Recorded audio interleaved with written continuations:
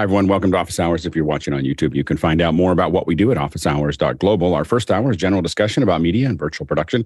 And our second hour is usually something we want to spend a little bit more time on. And today we're going to talk about mix minus. What is mix minus? How does it work?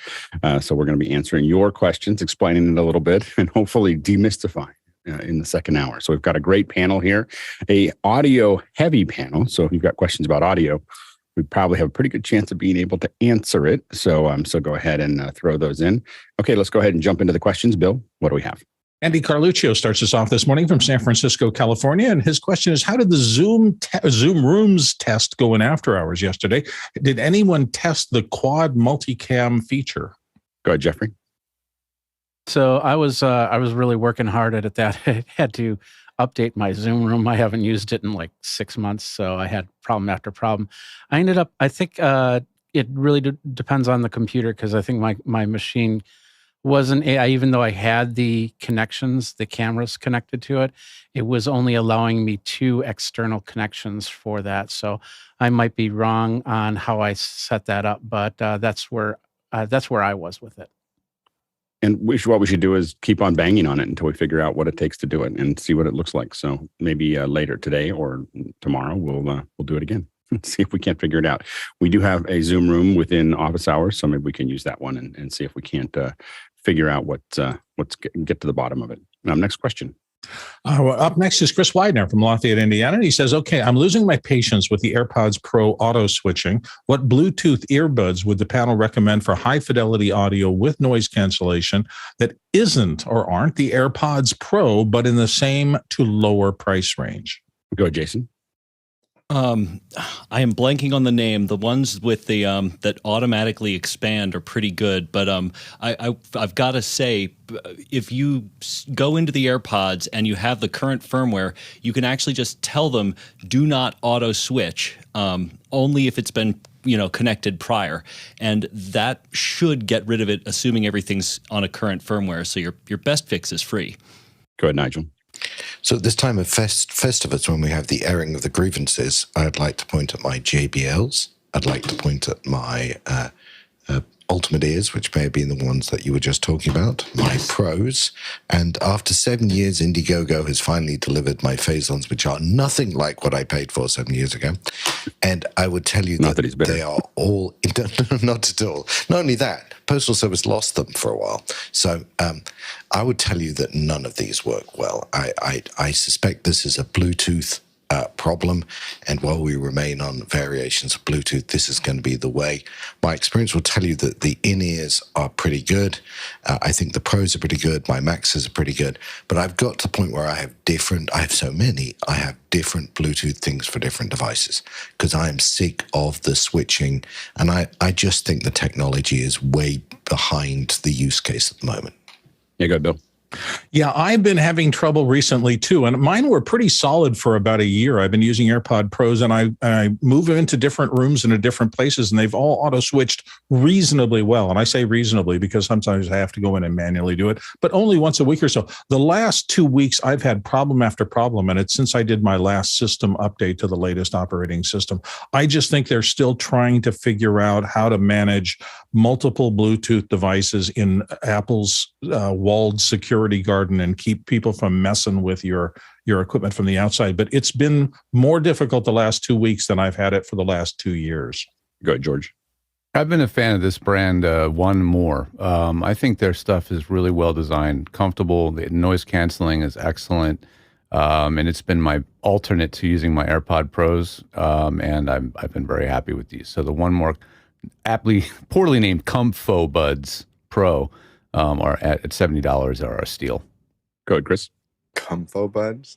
I think Nigel hit the nail on the head. I think, and it's a good use, it's a good experiment because he's tried all these different ones and has trouble with all of them. I think if you look at the challenge of auto switching, and you sat down and you tried to articulate the logic of how you want something to auto switch, ultimately at some point in that logic flow, it would be when I change my mind and I want something else, I want it to switch. And how is the computer or the thing ever going to know that you've changed your mind and want to switch to something else? And so I think that ultimately, I avoid anything that's automatic because quite often people like the people in this group, we're at the fringe of most use cases, and how's the computer ever going to figure that out? So I recommend just don't use anything that's auto. Go ahead, Harshid. So whenever you look at headphones, there's a couple different components to keep in mind. If you're going to use iPhone, you might have a W or H chip in the headphones, so the AirPods and such, the connectivity is going to be better for that reason. If you decide to go out of that realm, like the Comfo Buds are a good pair of in-ear buds, and the Sony line, you have the Sony XM4 that I'm wearing currently, the Sony XM5. The Sony XM5 do well more better than the 4s because of call quality. So if you're trying to do call quality and cancel out the stuff around you, they do really well. If you're looking for high fidelity sound quality, I would push you towards the Sennheiser Momentum 4s as far as cans go. And even their true, I think they're on True Buds 3, third version, they're good as well, but that's where you're going to get your sound quality. Bear Dynamics or some of these other ones, that's where the sound quality lies. And then you could always try to get a wireless pack and then try to connect to the wireless pack and then just put in any earbuds if they're wired, and you might have a better sound quality out of those versus trying to fight with the auto switching or multi-pairing.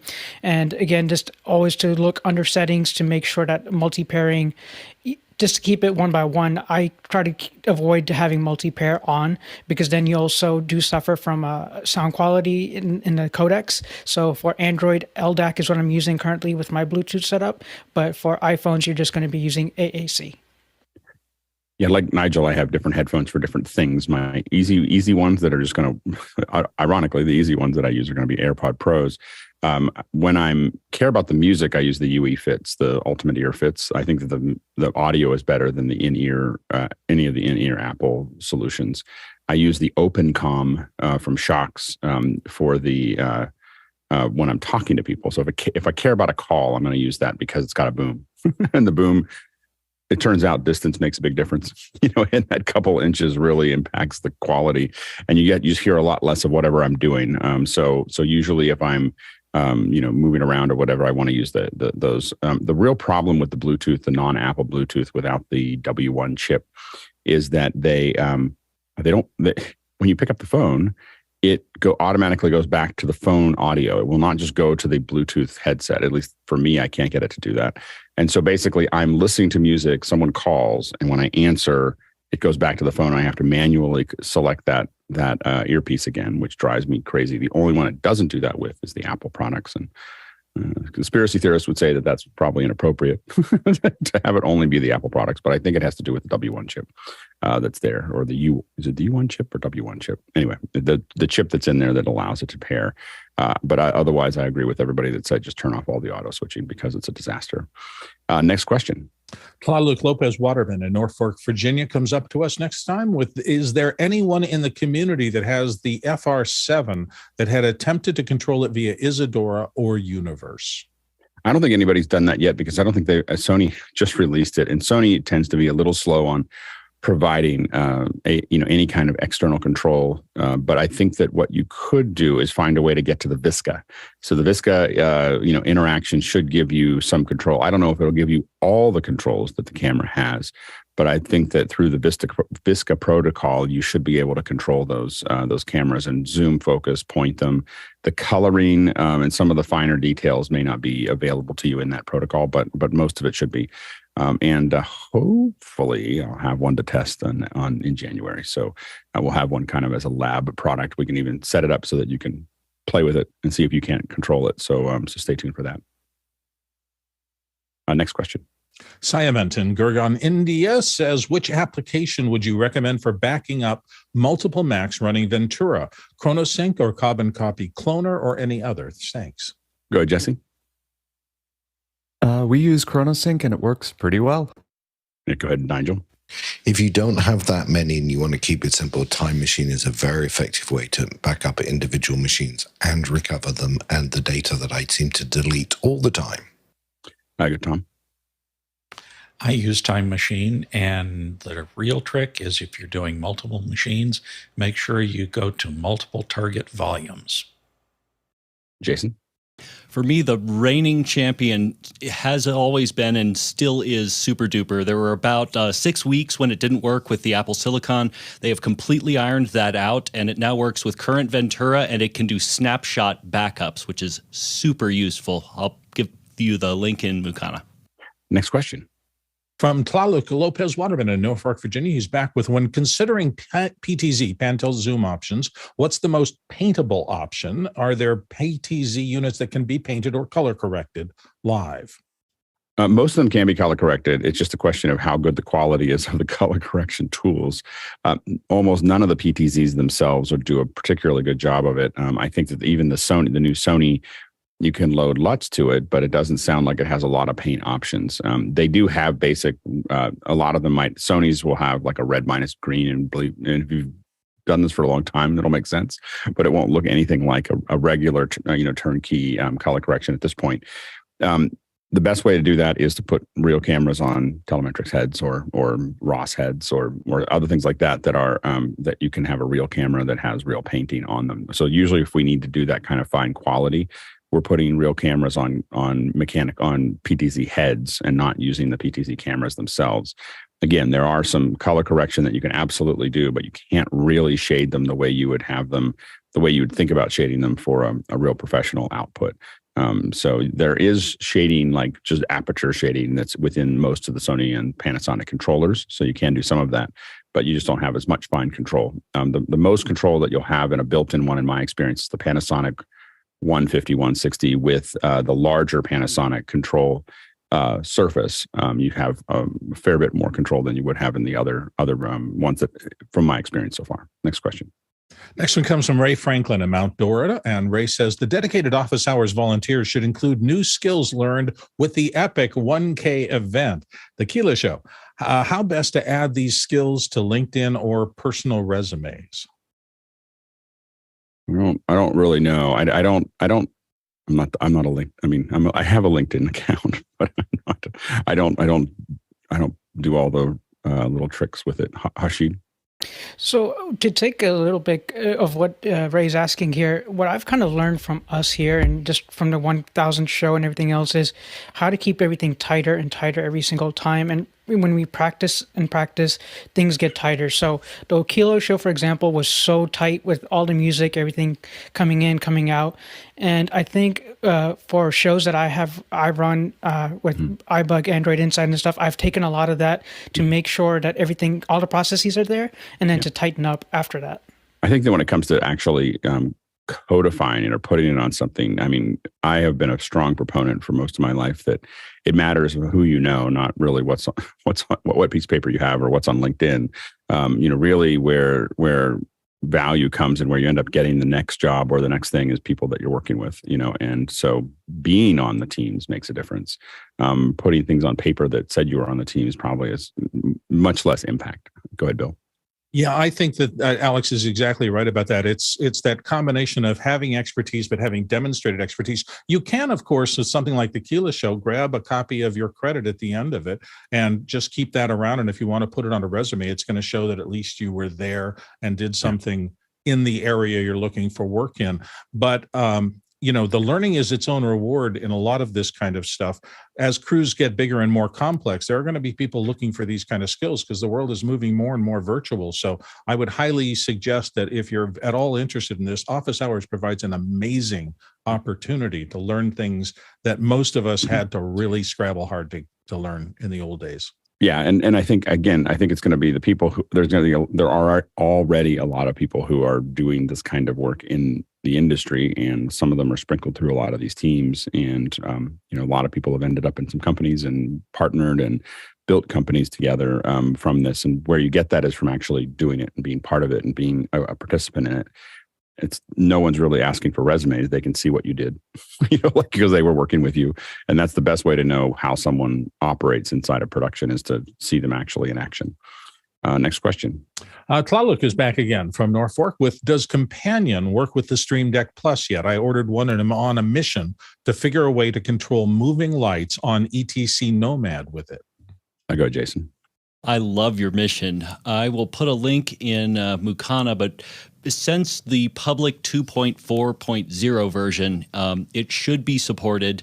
And if that doesn't work for any reason, it's still backup full MIDI control. So you can always just graft a MIDI controller onto it and it'll work. Next question. Andy Kokendorfer in Vieira, Florida. Up next, I'm looking for a Blackmagic 6K for Zoom. Which model and lens do you suggest? Go ahead, Chris. Can't hear you, Chris. You muted. Sorry. The one I would use, or the one I am using, is this one. It's the Sigma. Let me see. What is the actual model on it? It is. It's like a Sigma 18 to 30. 18 to 35. It says on there. Yeah. So, it looks good. It works good. It's got a good range on the length. I will say though that one of the things that you could take advantage of with certain lenses is the ability to remotely zoom it. This does not have the ability to remotely zoom it. There's not a lot of lenses that do. That might be a feature you want to look for. Yeah, go ahead, Jason. The 24 to 70, 2.8 all the way through the second generation with a switch lock from Canon is my go-to, and I adore it. Go ahead, Nigel. Same as Jason just said, I also have the 1.250 millimeter, which I really love, but it doesn't quite work for this setup. Go, Jesse. If you're just using the camera for Zoom, you could probably get away with the Generation 2 model, not the Pro. If you're going to be going out and shooting in the sunlight a lot, consider getting the Pro for those ND filters. And that Sigma 18 to 35 is a really solid neutral lens. Yeah, go ahead, Tom. I guess the tiebreaker is the Canon 2470 f2.8L2. Yeah, that's what that's the standard one that we use. We've got a bunch of these 6Ks, and the 24 to 70 we found had just a little bit more reach that the 16 to 35. We've used that in the past as well. The problem is a lot of times we ended up at the end of the lens, so we don't use much near the 16. We ended up using a lot near 30, and then sometimes one at 40, and didn't have it. So we found that we weren't going wider than 24. So as a result, we moved to the 24 to 70. Sigma makes one at 2.8 as well. It's just a little softer than the Canon, but I don't know if you'd notice it in Zoom. But that's half. It's half the cost is the Sigma, but you have the Sigma 24 to 70 or the Canon L series, which is the best one that we've used for that, but it's a lot more expensive. Next question. Andre Dalle in Berlin says, having a hybrid event with meeting for panelists, a webinar for attendees, and on-site guests, what would be the best way to integrate Mentimeter for all three groups of audiences? The questions and results should be shown for all participants. And I'm not familiar with Mentimeter. Is this kind of an audience tool? Go ahead, Nigel. Yeah, Mentimeter's an audience participation tool. We use it quite a lot, not on Zoom, but actually in meetings to try and make them more interesting. You throw up a QR code and you can vote. If you subscribe, you can tailor it. Otherwise, it's a pretty easy thing to do. And you can either show the voting as it comes in or the voting afterwards. And would you just give it to everybody, have everybody download it personally, whether they're online or in the room? Yeah, what we do is we're doing it at an event in a couple of weeks. I have the whole sales team and we're doing some fun stuff to try and make being face-to-face easier. And there's a QR code on the center of every table and there's a whole quiz show thing going on and you get to vote who gave the better answer. And so they snap the QR code, it takes them to a web page, they vote, and that's it. It's amazing. I every time I think about QR, I build a lot of QR codes for to bring audiences in, and I'm always just amazed that it lasted for so long and no one used it until it was in the Apple camera. As soon as they put it in the Apple camera, it just completely shifted. Go ahead, Bill.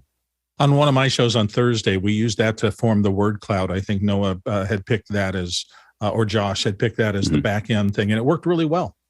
Yeah. Go ahead, Chris. Am I the only one that noticed that QR codes really took off with COVID and restaurants and menus? It might have been restaurants and menus. What happened also was that Apple put it in the camera, which meant that you didn't have to download a separate app to use it. Do you know when they did that? It wasn't that long ago. I don't know exactly what the date is. With COVID? It was, I think it was before COVID, but not by much. And oftentimes these technologies take a little time to spin up. Go ahead, Jeff. Yeah, if I'm not mistaken, it was earlier than that. I also time in advertising way ahead of my time. It reminds me of the QCat, if anyone remembers that from way back. But it was the same kind of thing. We were putting it in ads, in magazines, and it had very little use because it was not integrated into the phones. But once both of them, Apple as well as Android phones, came with the ability natively to scan it, where people didn't have to know what to do. They could essentially almost just point their phone at it and it would work. That's when it really took off. And certainly I would agree, the use of menus and other type of signage with COVID certainly helped as well. 2017, by the way. So a couple of years before COVID. And literally the article that I just found while we were talking about it said, did Apple resurrect the QR code? I mean, it was so seen as dead that no one was using it. No one you never saw a QR code. It had been around since the 90s, so I remember thinking about it walking, I remember having my iPhone and walking around San Francisco, just going, I just want to scan things and just have it, give it to me. This is in 2007 or 8. And thinking, I can't believe this is, you can't use your phone for this. And it took another 10 years before they added it. Go ahead, Marty. Yeah, we've been using it for years to promote shows. We'd put the QR code on paper posters that we'd put up around town. But we would always use, the only thing I could find to generate it were online things. You mentioned, Alex, you mentioned something yesterday about being able to generate your own QR code. Yeah, I use QR Factory. So, and the reason I use it, I have in the past. So I said, it's not that I have never, but I will never again use an online tool to build a QR code, because what they do is they put another URL in the middle so that if you don't keep paying them a subscription, your URL stops working. So, so you need to, it's definitely a little scam. And so I use QR Factory. It doesn't have all the features that some of the online ones do, but it's pretty good. It's not very expensive on the Mac. And there's ones on the PC as well, but I use that one. We could probably Josh, if you're listening, or someone puts it in the second hour, we should talk about QR codes, because they're really useful for online events, for in-person events. It's probably a good Monday or Friday conversation. So let's think about QR codes. We can talk about this for quite some time, or I can at least. Next question. Bob Sturdivant, San Antonio's back. Recently updated my Stream Deck software. All of the font sizes for my profiles reverted back to the smallest font. Has this happened to anyone else? Go ahead, Chris. Totally. Yeah. When something I got the Stream Deck Pro Plus Ultra, whatever it is, and then I had to update the software, and everything changed. I will say that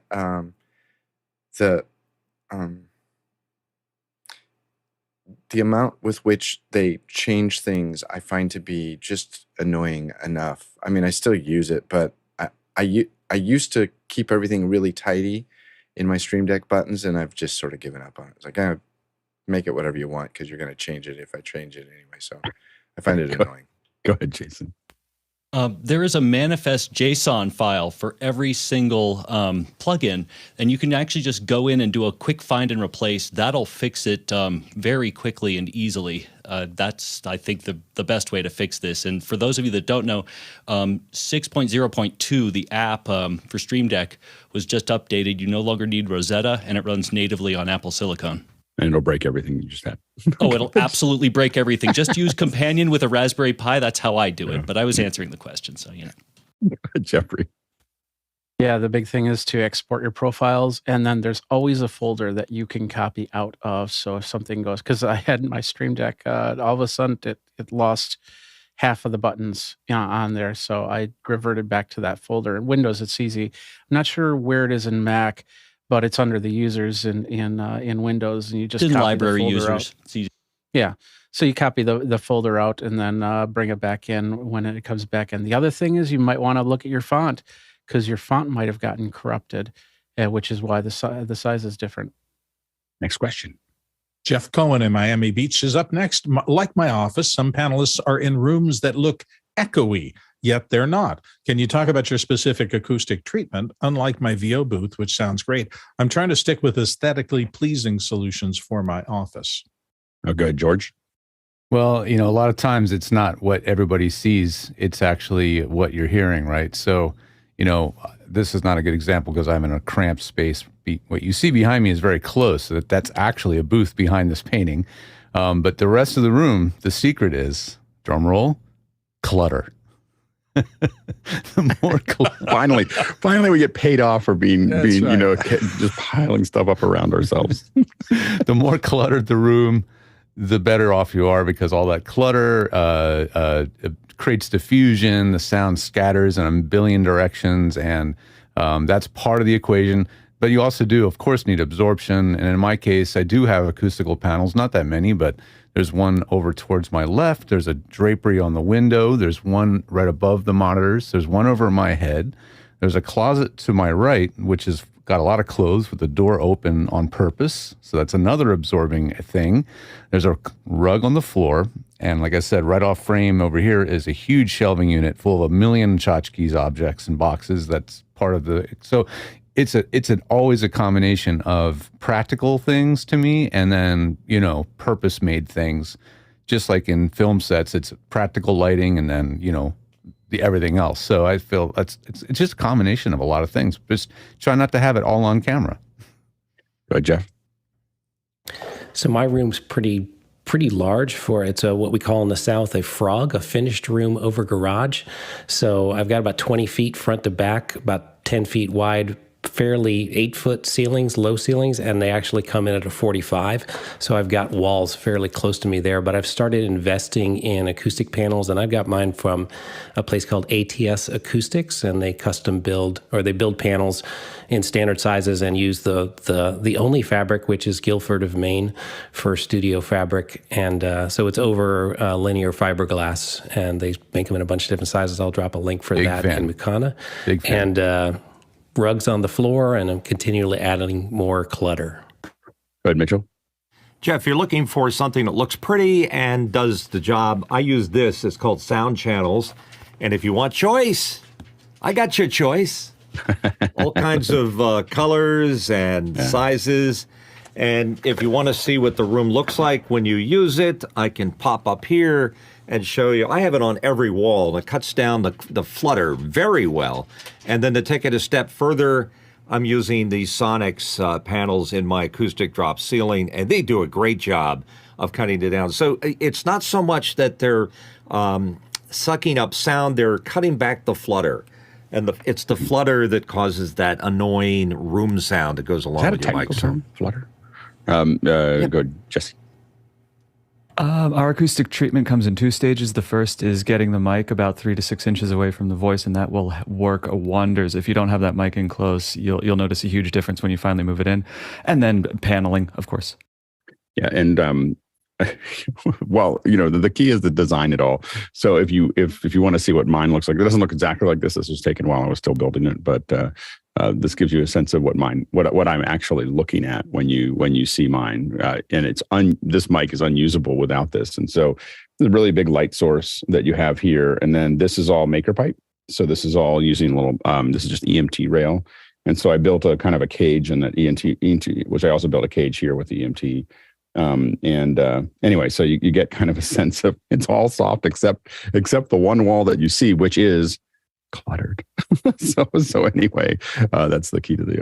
Can I add one more quickie thing? Like I think it's a great. I'm so glad you showed that, Alex, because what that's showing you. I always explain acoustics to people that are more visual, right? Visual is all about light. And sound is all about acoustics. And so you can see here, Alex put as much effort into, or arguably maybe even more, into dealing with the acoustic issue and not ignoring it, because it does take sometimes a tremendous effort to control it. But the better your acoustics, the better the sound, the better the lighting, the better the image. Yeah, I mean, it's just, I've done so much of this for so long that you just get super touchy about having it be something, hearing anything. And I found that the moving blankets are purposefully not, just as a note, they're purposely not pulled taut. they're kind of loose and they're kind of rolling around. I've thought about putting in, things that are more, full fullness, curtains, that kind of thing that might look nicer, but would suck up a lot. Yeah, go ahead, Jeff.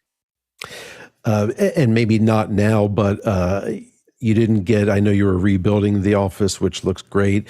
You didn't make it for the ruthless review of the behind the scenes. So maybe we can schedule that, because I'd love to go through that in more detail and hear about how you're dealing with airflow and things like that. Yeah, absolutely. Yeah, I don't need to worry about too much. I have too much airflow, so it's usually not a problem. But I have a door to the outside world on the other side of the thing. So I just open it up, cool it down, and then go.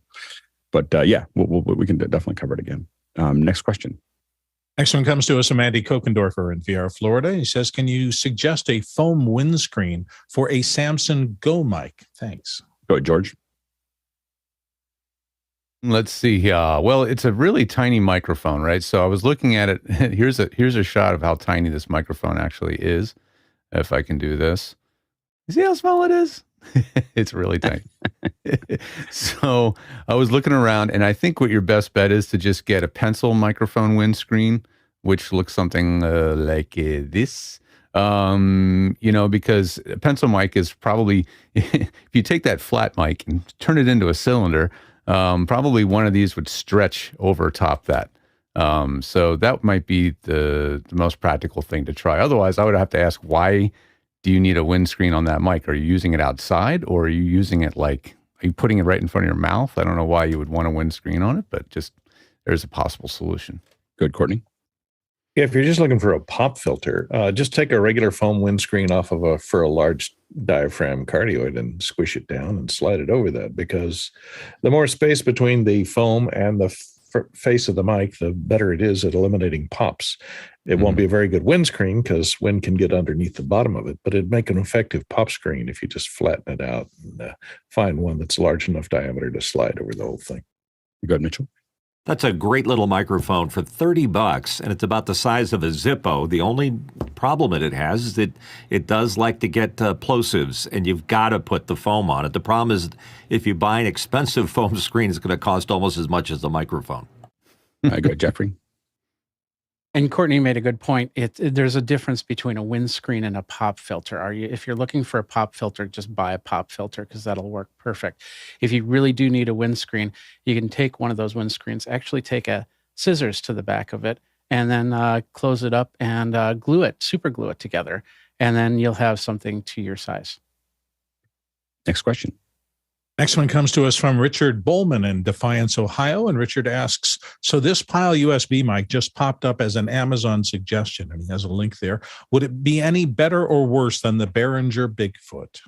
Go ahead, George. Well, I mean, you're going to hate my answer, but I'm going to ask you this. For what? Well, yeah, the most popular answer to almost everybody's question is always, it depends. It depends on what you're doing. Yeah, exactly. Go ahead, Courtney. Well, I looked at it and I ordered it, but then I realized the shipping is going to come when I'm not here, so I canceled the order. But for $20, it comes with a shock mount, a case, and a windscreen, and a desk mount. And any one of those things is worth more than $20. So even if the mic is total caca, I think it would be pretty good investment. And who knows, with cheap mic capsules, that are in the Behringer Bigfoot clone are workable for cardioid condensers. So it might be okay for $20 for a Pile and a USB mic to boot, USB interface as well. Jeffrey? So the Behringer Bigfoot is actually comparable more to the Blue Yeti, because it has the dual condensers in there, and of course you can go through as a cardioid microphone, or you could do a whole room or stereo mode on there if you wanted to. The Pile one, that I've tested Pile microphones similar to that. I don't know that specific model, but one thing that you want to watch out for is make sure that it looks like it's a metal casing. But if it does have a plastic casing, just send it right back. The shock mount is a good thing. Some of them actually come with a scissor arm rather than the desk mount, because I saw a couple back and forth. And I watched one person actually put a scissor arm on a glass table, and this is like the exposed spring scissor mount, which made absolutely no sense, because I was just going to feedback easily with echo. But just make sure that if you have the desktop mount, that you have it on probably on top of a piece of cloth or something like that, so it doesn't do a lot of table transfer. And then also test it all out, because I've seen a couple people just see the microphone fall apart. The quality control on a lot of that stuff is hit or miss. So you could buy one and it'll work perfectly for the end of life, and then you buy the next one and just fall apart in your hands. So just keep that in mind when you're purchasing any of those microphones. Go ahead, Jeff. I'll just volunteer Courtney, if he remembers, but Courtney found this really awesome foam that he's using for a mic shock mount that would potentially help with issues like that with the table. Courtney, if you have it handy. I do have it handy, but it's stuck onto my mic arm right here. It's I'll look it up and stick it in the chat. It's a weather stripping foam. It's foam neoprene with very, very flexible and very, very absorbent. Go ahead, Mitchell. Yeah, I would. I hate to mention the blindingly obvious here, so forgive me. That's at $20. That's a pretty low price for a microphone. For an unknown microphone, it's way too high. Even $1 is too much for a mic that doesn't work. So you're so close to the price of a Bigfoot, which is selling for like $30 right now. Why not just jump to 30? I mean, $1 might be worth it, a broken mic. I mean, it'd be a good prop. I think $1 might be. You could throw $1 in there. Go ahead, Courtney. Come on, Mitch. I mean, look at the case. You get a case, you get a stand, you get a shock mount, you get a pop filter, you get a windscreen. You know what? That's you could buy that. $20. You could buy that microphone and use that windscreen on the Samsung Go that we were just talking about. Exactly. That's the point. Yeah, there we go. Next question. Andy Kokendorf of VR Florida is back with this. When live streaming directly from Zoom, is it possible to stop Zoom from opening the live stream URL when you start streaming? Zoom hosts find the audio feedback confusing. Thanks. Go, Jason. So depending upon what you mean by the feedback that is confusing people, I would say your best bet here is to invest in a broadcast machine with a dedicated playout that has nothing to do at all with the Zoom machine itself. Yeah. So the issue, though, is that this has bedeviled a lot of people for a very long time, is that something opens up underneath it, or you start a stream and it's sitting in a window underneath, and suddenly you hear it offset, coming in. That's what he's asking about. Oh, streaming with Zoom. I see. So if you hit stream with Zoom, it automatically opens the window that you're streaming to. And the reason it does that is because otherwise a lot of people have trouble figuring out where it went. so it's a pretty important feature. I would say that I would rather do, in this case, I'd rather say wetware training is more important than software. I mean, wetware development is better than software development. Wetware being teaching the person to turn it off when they start the stream, as opposed to doing that. And again, that comes into how you start your stream. You'll notice that our stream starts 5 minutes before the show starts with a countdown clock to tell you that it's coming. That gives us time to settle, and so we don't, what you want to try to avoid, if you can, is doing this thing where we're going to start live and then we're going to immediately just jump into the show. I understand the reason for that. A lot of times is in streaming, especially if you don't do it very often and the audience isn't trained, you may lose a lot of audience if you let it sit for a while. So you got to figure out what you put in there. Countdown clock is kind of a happy medium of it's not too hard, and we can kind of put it together. We could do an open when we had news. If we did that, we'd probably have more viewers, a lot more viewers right at the top of the hour. But those are the kind of things you want to kind of think about. Remember also, when you start streaming to a service like YouTube, not all the followers here get to see it at the very beginning. It basically propagates across all of them in 3 to 5 minutes. So it's, you oftentimes having some kind of soft start lets the audience kind of collate as well. So those are things to kind of consider, but I'd be very careful about turning that, even if there was a tool there that let you turn it off. Maybe you put it in the admin, Zoom just puts everything in the web page. Like there's an admin page and then there's a meeting page. I put it on the new check mark that says, don't show live stream, but I would be very careful about doing that. Next question. Next one comes from Eduardo Augustine in Panama. He says, I'm trying to upgrade my rig to a sports focus, and he specifically notes American football. What camera suggestion in a low budget wallet? Go, Jesse. I'm not going to push you into any corner with one single camera suggestion, but I would start looking at Sony's because they have a lot of really good autofocus features. And once you're in the ecosystem, you can be upgrading that camera and keeping your lenses. Yeah, go ahead, Bill. Yeah, football is a particularly difficult sport because it starts out as a pattern shot. You want to see where the ends are going. You want to see where the backfield is in motion or not. And you still want to keep the quarterback kind of in the mix of everybody running these patterns. But then the best coverage tries to isolate as the play develops closer. So I would suggest you're going to look for maybe a shoulder mount camera that has a really solid zoom lens that can get you from a wide kind of more establishing shot, and then move your audience closer to where the play is developing, where the ball ends up going, and how to follow it along, and try to get up high because it's really hard to shoot football from the sidelines. Go ahead, Jesse. I'm sorry, Jason. So for small and inexpensive, you cannot beat Sony. The FDR AX53 is an amazing, tiny, self-stabilized 4K camera that that kind of is one of my favorite little, like, just does it type digs. Yeah, what I will say, the hard part with American football as opposed to European football or global football, other than American football, is that it's pretty hard to shoot. I mean, you can watch a soccer game, and what we Americans call soccer, as a wide shot a lot of the time. They do it a lot of the time. In football, you really tend to want to get close up on a lot of different things that are going on. If you only have one camera, you do end up, as Bill said, up high trying to capture the whole field. And so that's the thing you have to kind of decide. Are you trying to do multiple cameras, or are you just going to do one camera to show the event? It's just a very hard game because it can zigzag into so many different places so quickly that it's a pretty hard game to shoot with a long lens unless that long lens is part of a larger package. So that's the thing to kind of think about there. Next question. Tommy Shantz in St. Paul, Minnesota is up next. When I hook up my monitor to my ATEM Mini, there's an error in what I'm guessing is the frame rate. How can I fix that so I can get the monitor out? Good, Jason. Most consumer monitors want an even integer for a frame rate, 30p, 60p. My guess is that your camera or your switcher are in a drop 2997, 2394.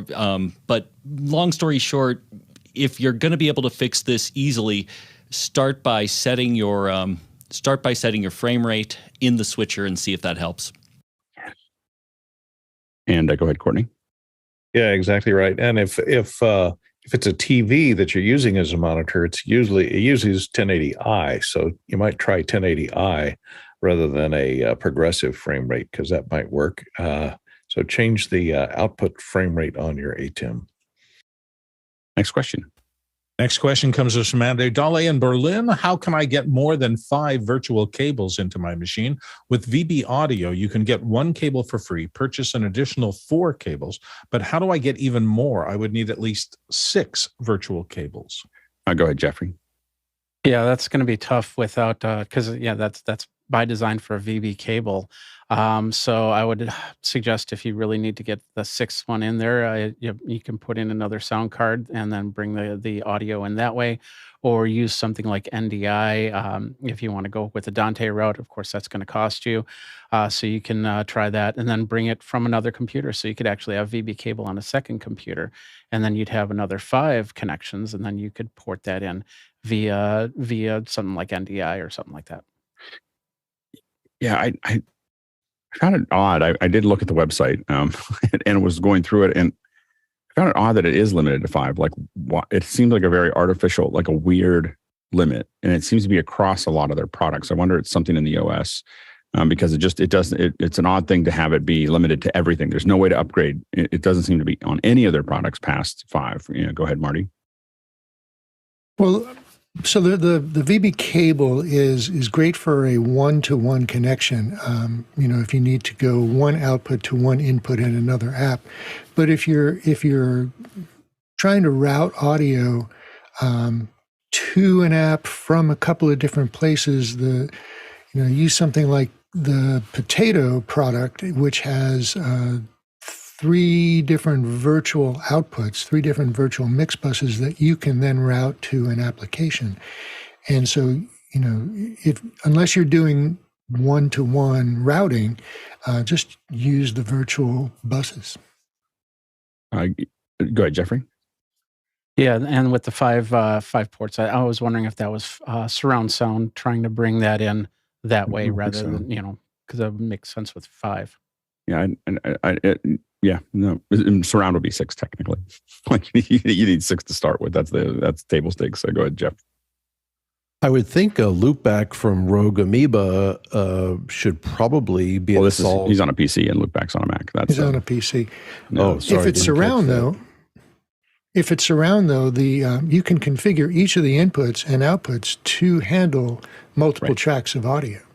Right. So you don't need to handle them separately. Right. Next question. Next question comes from Jack Cannon in Phoenix, Arizona.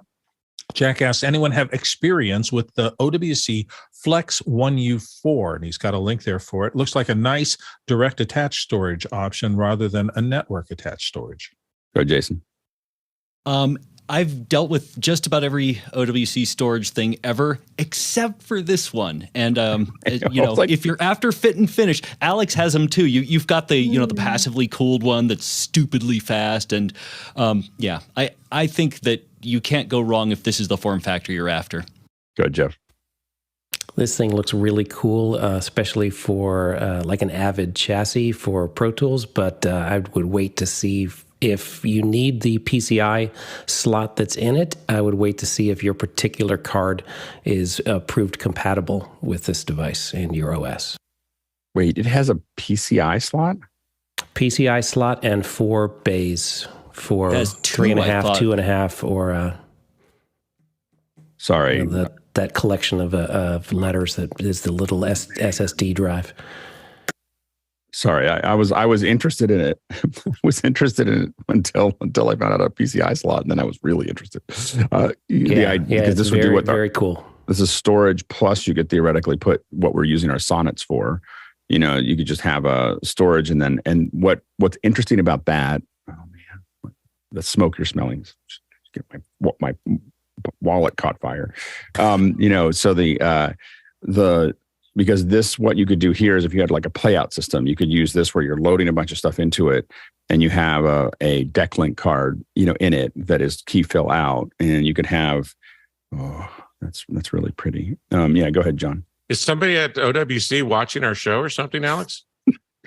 They're not. They should, but we generally assume that OWC stuff is pretty good, but I didn't realize that it had a card. It has a card in it because we for a rack mountable. Anyway, Jeff, Sam, you out there? So the next version needs to be 2 rack space and hold 4 drives on the left, PCI card in the back, and a Mac Studio on the right. Mac Studio or even Mac Mini. A Mac Mini with this would be, oh boy. Anyway, all right, next question.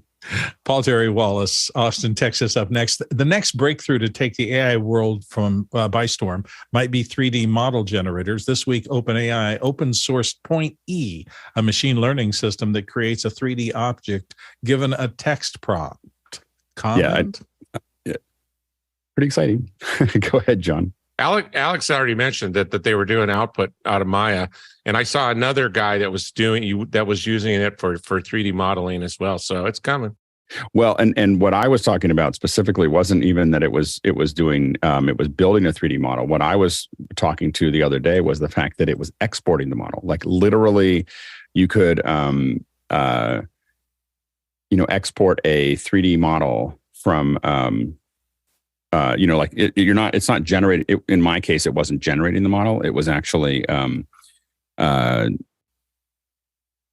it was not generating the model, but it was actually exporting it, like exporting FBX of a model that they had created. Point E, which came out yesterday, allows you to basically type in words and get a model, a 3D model. From what I've seen so far, I'm not a very good 3D model. I mean, it's not something that you would use, but we have to remember that there's a lot of people that saw 320 by 240 video and realized where it was going to go, which is where we're at now. So this is the 340 by maybe the 160 by 120 video of 3D models. It's pretty exciting. It is I think that we're about to get into a place where you can show something to your computer. You can upload some pictures and then it figures out what it is, and you can talk about like the stands that we make for our extremes. well, I really want something here. I really want something to hold this up, or I want something to hold all these objects. And you start talking to it. And the next thing you know, you print it.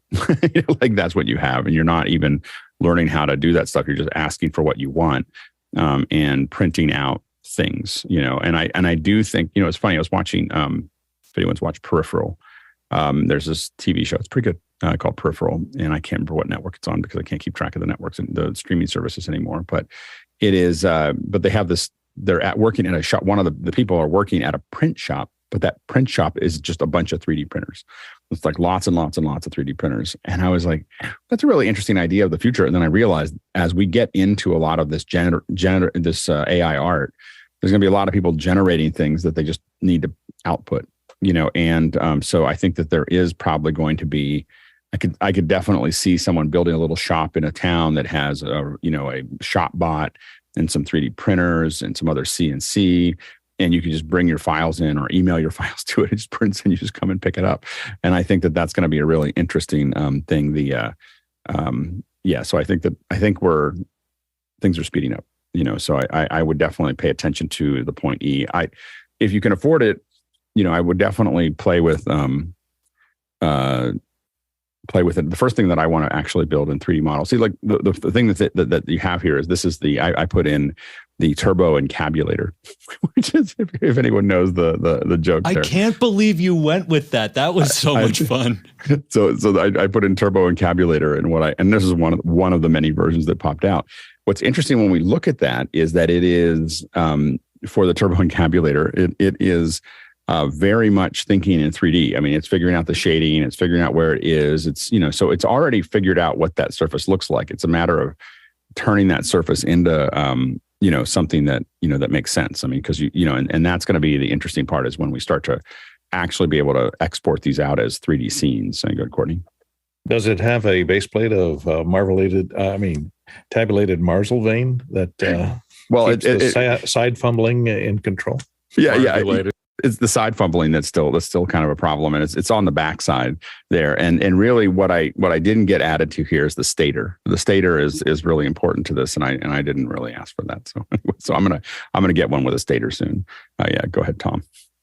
And the prefabulated amulites. Yep, exactly. I didn't put amulite. Yeah, that's the one.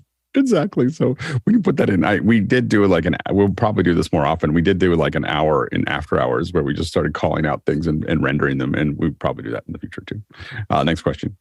And if you're concerned, Chad Lafarge just noted that Peripheral is on Amazon Prime. Douglas Carmichael has our next question. Have any of you had the experience of transitioning from low and or middle level equipment? And he notes Blackmagic Design and Allen and Heath and so forth to higher end equipment, Ross, Grass Valley, Digico. Go ahead, Nigel. So no, I haven't, but I have gone from the sort of the home amateur to what I would class as semi-professional. And my advice to everybody is do one thing at a time, because each step is a factorial level of complexity. And we all know when you change two things, you have to change two things. Go ahead, Ron. Chris. That's really good advice, Nigel. Our friend Doug Ferguson recently threw up his hands and absolutely 100% gave up on all things new tech. And he spent a lot of time in the last several months upgrading his sports truck that he does, regional sports and other stuff as well, to a Ross switcher, which meant he had to get a new graphics package, I think, and then he also had to get a new slow-mo system. And yes, one thing at a time. Pay for training. If you need to go up a level, sometimes if you have to hit the ground running, pay for the training that it takes to get to the place. And hopefully you can find somebody who will train you specifically, not just throw a class at you, but say, look, here's the 5 things I need to be able to do. Can you walk me through how to do it? It's okay to ask for help. Good, Courtney. Yeah, one thing you may find is that on pro equipment is less forgiving than the amateur equipment is. Like the Blackmagic has frame rate synchronization on each input, whereas a lot of Ross switchers expect everything to be locked to a house sync, so you need external reference generator. And you might look at getting something like the Terran X Minis, which make conversion from one type to another type, or of course our old friend the MDHX that'll convert from HDMI to SDI, and it will frame rate convert. And you can gen lock as well, I think, with the Mini, but you can with the Teranex definitely can convert to a form that the higher end equipment will accept. And if you gen lock everything together, a lot of times the higher end equipment will be a lot happier. Next question. Next one comes from Brian Duck in Plymouth, Michigan. Looks like I'm using the ATEM Mini Pro and changing from HDMI monitor to a computer monitor. The output has color shifted to pink. Is there any setting or hardware solution for the monitor output from the ATEM Mini? That is somewhere in there. It thinks one thinks it's YUV and the other thinks it's RGB. And when you swap those, when an RGB hits a YUV or a YUV hits an RUV, you either get pink or green. so those are the two that you'll see there. So you're having a mix and match problem there. So anyway, that's the issue that you're having there. So you need to look at I don't think you can change it in the ATEM, but you may be able to change it in your monitor settings about what it's expecting. Next question. Next one comes from Chris Widener in Lafayette, Indiana. He says, has anyone tried the Zoom countdown in the new update? Just saw it in the release notes. I don't think we've tried it yet. We should definitely just take a look at it. I have to admit that I'm not a big fan of generalized countdown clocks. Like I really feel like we have one that's kind of the one that we use for a variety of reasons. But I really like to customize them to what we're trying to do. Next question. Douglas Carmichael up next, and this time he asks, what makes a broadcast audio console like a CalRec or an LAWO unique versus the live sound or studio console? Go ahead, George. So many things. But in my limited experience with radio, I'm assuming you mean radio broadcast. I don't know if you mean video or radio. Those are mostly used in broadcast. I mean, like video broadcast. CalRecs are pretty. Gotcha. Lavos are. And I can't speak to that. I know more about the radio broadcast boards. You go ahead, Mitchell. Groups, mixing, mix minus, things like that are specific to broadcast, and CalRec and Lalo do that. Next question. Next one comes to us from Dave Chambers in Glasgow, Scotland. Has anyone in the panel signed up for the business Starlink account with the bigger antenna and the QoS? Is the huge price hike justified for backing up live streaming? I really want to, but the monthly price is really high. I was just like, okay, I don't know if I can do that. So I think it's like $500 a month. So yeah, that's a real commitment. I'd have to be using it all the time. Next question. Chris Widener, Lafayette, Indiana. Is there a painless way to add an embedded web Zoom client to a website, or are we looking at needing to install the web meeting SDK? Add an embedded. I think that go ahead, Jason. Not really. I mean, not really. There are some creative workarounds, but not in a repeatable way. Not if you're going to have them actually interact. If you're going to have them watch, you can embed a stream. But if you're going to have them actually interact, you'll probably need something else. So if you want someone just to watch what you're doing in Zoom, you could just stream it somewhere and then put it in there. So you wouldn't need to do that. Next, and if you want them to interact, I would just get a Zoom client or the Zoom client that's already there. Next question. Daniel London, Proctor, Minnesota, it looks like. I use IRig2 and Google Pixel for a 5G phone I think this should be a second hour question. Let's go ahead and, because it looks like it's a mix minus question. So let's go ahead and move on to the next one. Make sure that one gets addressed, though. Next question. Absolutely. Brett Bellou is up next from Appleton, Wisconsin. Does anyone on the panel have a favorite teleprompter app for the iPad? I'm hoping to find one that allows for remote control, preferably without a dreaded subscription, to use with a Glide Gear TMP 100 beam splitter. Go ahead, Jason. I love it when nobody specifies price. Prompter People actually makes an app that I think works really, really well. And I think their higher end one is only about $300, but it is excellent. And next question. Next question comes from Harshi Trivedi in Daytona Beach, Florida. Are boom arms like the Rode PSA-1 able to be tightened in a specific position without weight? I can't seem to get my old boom to stay at a 90-degree angle without flying up. He's tried the screw somewhat. Good, Marty. these boom arms are under spring-loaded tension to balance the weight. So similar to like a shock absorber in a car or something else, they are designed to be balanced with the weight of the microphone. So without the microphone, it is going to spring up. I don't know that particular boom arm. Some of them do have screws that you can tighten up, but even so, they're not meant to keep it in a position without the weight. Go ahead, George. I have a new Rode PSA 1 Plus. It's the new arm here. Just so happen to have one to test out. And, it does depend a bit upon the mic you're using. The mic that is on it is the Rode NT USB Plus. So it has some weight to it. If you were to put a really lightweight mic like this little shotgun, it theoretically would float, but I think they've figured out how to tension all the knuckles on it such that it stays put, and it's doing it very, very well. They've really put a lot of engineering into this new PSA 1 Plus. Everything is well made, and I don't know how they do it. It's internally sprung in tension, but it seems to hold its position no matter where I put it. So it's all about the engineering. Hey, go ahead, Mitchell. At the high end, the Yellowtech Mika, M-I-K-A, is an excellent mic and allows you to torque down set screws at each of those points that are critical to the weight distribution. You go ahead, Courtney. I haven't seen that Rode because it has covers on the springs, but you might pop the covers off and see. A lot of times they'll have, like the boom arm I'm using, it has dual springs on either side. Just take one of the springs off, and that'll half the amount of tension on that for a lighter weight mic and see if it works. All right. So this thing doesn't come off. The cover on this arm is permanently attached, and there's no external spring. It's all internally sprung. Foiled again. And I mostly use underslung, so that's mostly what I know. All right, we're changing subjects and talking about mix minus. So mix minus is a really, really important subject, and it's kind of like riding a bicycle, in my opinion.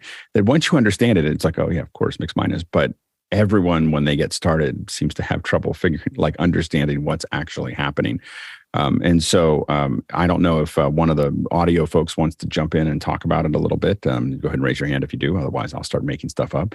Anyway, so yeah, so there we go. Go ahead, Jeff.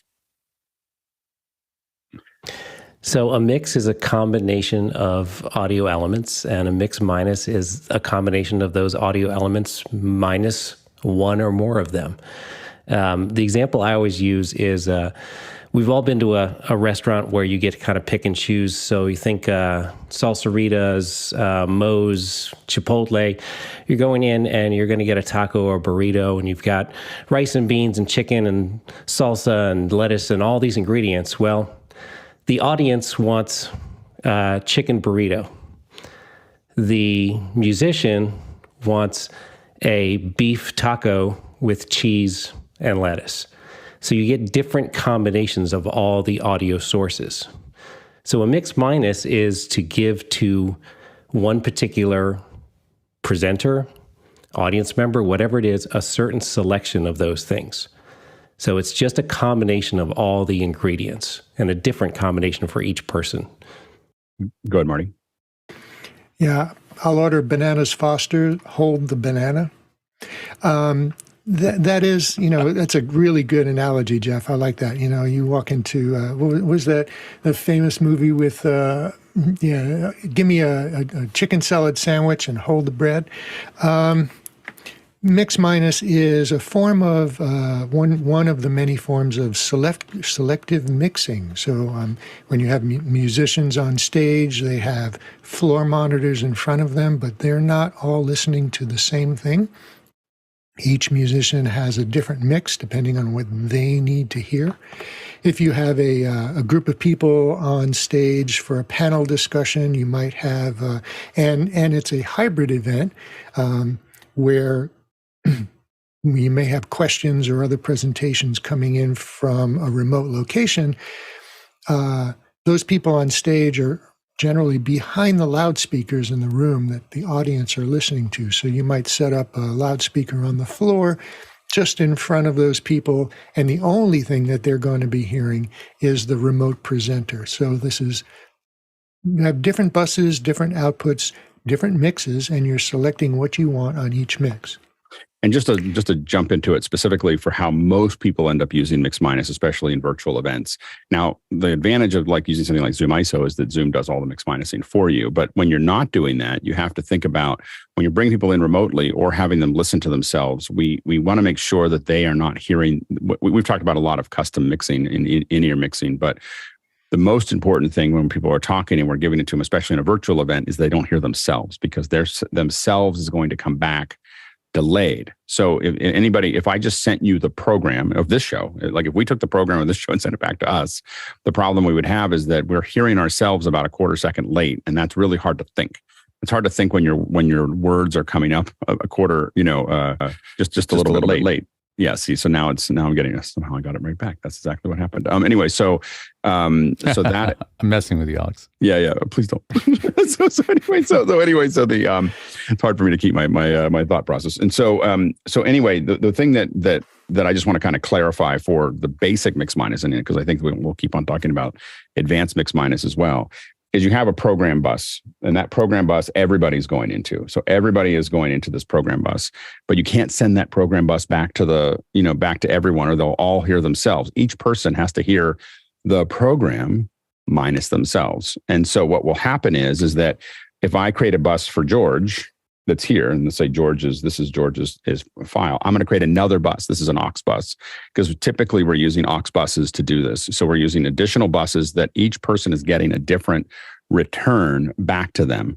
And so basically, if this is George's bus, I'm giving George every output except him. So that's the mix.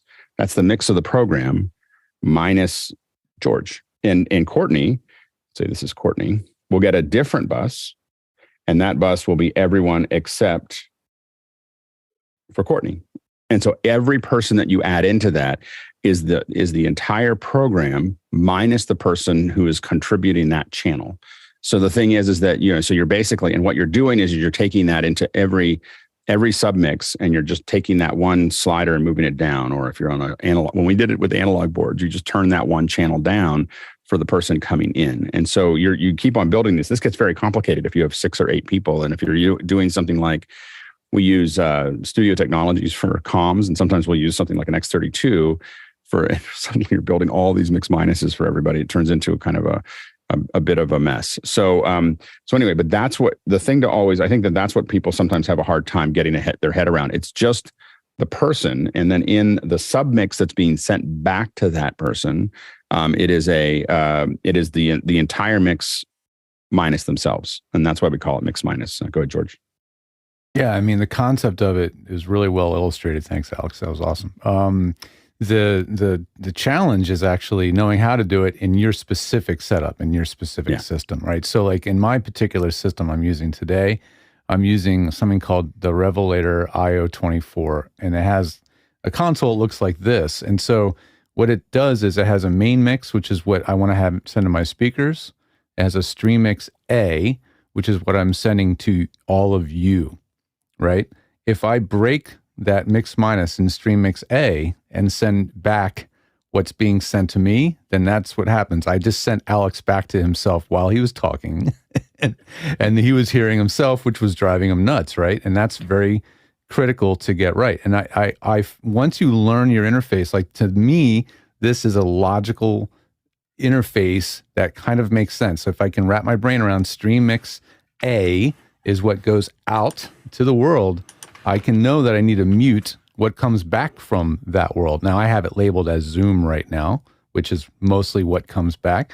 But then I can set up a mute for just that one thing so it doesn't end up in the mix. And then I also have a mix that's specifically for my own headphones. That's in this case, Stream Mix B. And so having those different mixes give me complete control over what I want. And with this interface, which I have running on an iPad as well, I can quickly touch and switch between them. But yeah, there's a learning curve because you have to understand how your own individual equipment handles these things because they all do it a little bit differently. There you go, Jeffrey.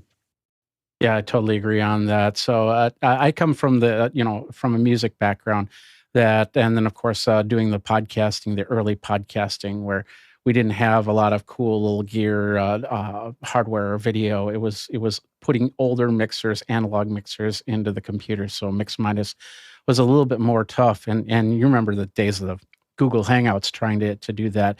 But keep in mind with Zoom, technically, this is all mix minus for all of our channels. So I don't hear myself unless I have a piece of hardware, like for instance, this Shure MV7. If I plugged in the headphone jack, I'd be hearing myself as I was talking. But in this case, I'm not hearing myself as I'm going along, which is great. Now, back in the podcasting days, you'd get, like I said, the analog stuff. So I'd have something like this. This is the Lesis Multi-Mix 8, which was a very popular podcast mixing console. You would bring in the audio from either that one computer or a separate computer. And then in this case, you'd have two channels to mix minus on it. And that's the left channel and the right channel. It only works if you have something that's at least two channels, and that could be stereo. But if it was mono, it wouldn't work from there. Also, I don't know if you guys remember this, but the whole Mac, not the Mac Mini, but the Mac iMac, excuse me. That was a big thing for bringing in a mix minus audio, was this U control from Behringer, because you could actually plug in two of them, and you'd have 4 channels of audio coming in and going out to the different people. When I think the Skypeosaurus that Leo built had the U control on there. And then more recent, last few years, I've been using the QSC Touch Mix because it comes with 8 auxiliary channels out, and you use them just like monitors, like was said earlier. So basically, on the front, you'll see the aux 1, aux 2, aux 3, aux 4, aux 5. That's where you bring it in, and then you take that out. You can take them out to other computers, or you can take them out to the same computer if you have that set up in a virtual environment, and you can really get some really good minus sounds. But also remember that echo cancellation, because that's how we did a lot of the Google Hangouts, was because of because it had its echo cancellation, because you couldn't separate the audio. And that was the tough thing. And every now and then they heard little squelches coming from there as they fed back, but it was very few and far between. So those were some very basic ways to do quick mix minuses. And I think that Andy has a little bit of a demo for us. Andy, do you have something to show them? I do. And the only other thing I wanted to add to this part of the conversation is that sometimes you'll have to explain a mix minus to someone because you're on the receiving end of it. And I always tell them it's the everything but themselves mix. In other words, don't send me back to you. So it's the everything but those guys. All right. Do you want to get into this demo right now? Yeah, let's do it. Okay, let me just switch my camera. And again, as we talk, for the producers out there, if you've got other questions about this, and go ahead and start throwing them in as we're talking, because we'll go ahead and keep on working on the demo here. Go ahead, Andy. Great. So yeah, Marty's going to chime in on this too. And Andy, you have original sound on. I do have original sound on. Thank you for checking. Yes. So what we got here is a Behringer X32 producer. I didn't splurge for the one with the scribble strips, so I put tape on here and labeled everything. Our use case is we are in a ballroom doing a hybrid event. So we have live mics and other sources in the room. So you got a few mics here. I'm going to fake this, obviously, because I'm not in a ballroom. And here's video playback. Let's say you have to display some sound from your video sources. And here's my Zoom. So we're going to start with one Zoom source. Let's say you have a remote presenter. Can't be there, but you want to bring them into your meeting. So that's this fader right here. That's how we hear the remote presenter. On this side of the console are my mix minus buses or auxiliaries or whatever you call them on your board. And by the way, this could just as easily be an analog board like Jeffrey was showing earlier. It just happens to be this is a digital board here. So right now, you'll see my mic is coming in on this channel 1. I have another mic in the room that's being gated at the moment, but that's me. And I'm going out here. That's how you guys are hearing me. So that is my mix minus there. And what I'm going to do here is I'm going to switch this console to sends on fader mode. Now, all that is for the folks who might not be familiar with that is these faders are now going to become the aux sends. It's just something that digital consoles, most of them are able to do. So to do that, I'm going to hit that. I'm going to select this mix. Now the faders are showing what I'm sending to this mix right here, to our mix minus. So I'm sending all my mics, that would be me, and including me, my video playback, but I'm not sending the zoom back to itself. And I'll show you, we'll break this for a second. Now you should hear some echo. If you guys talk. Talk to you, now you're echo.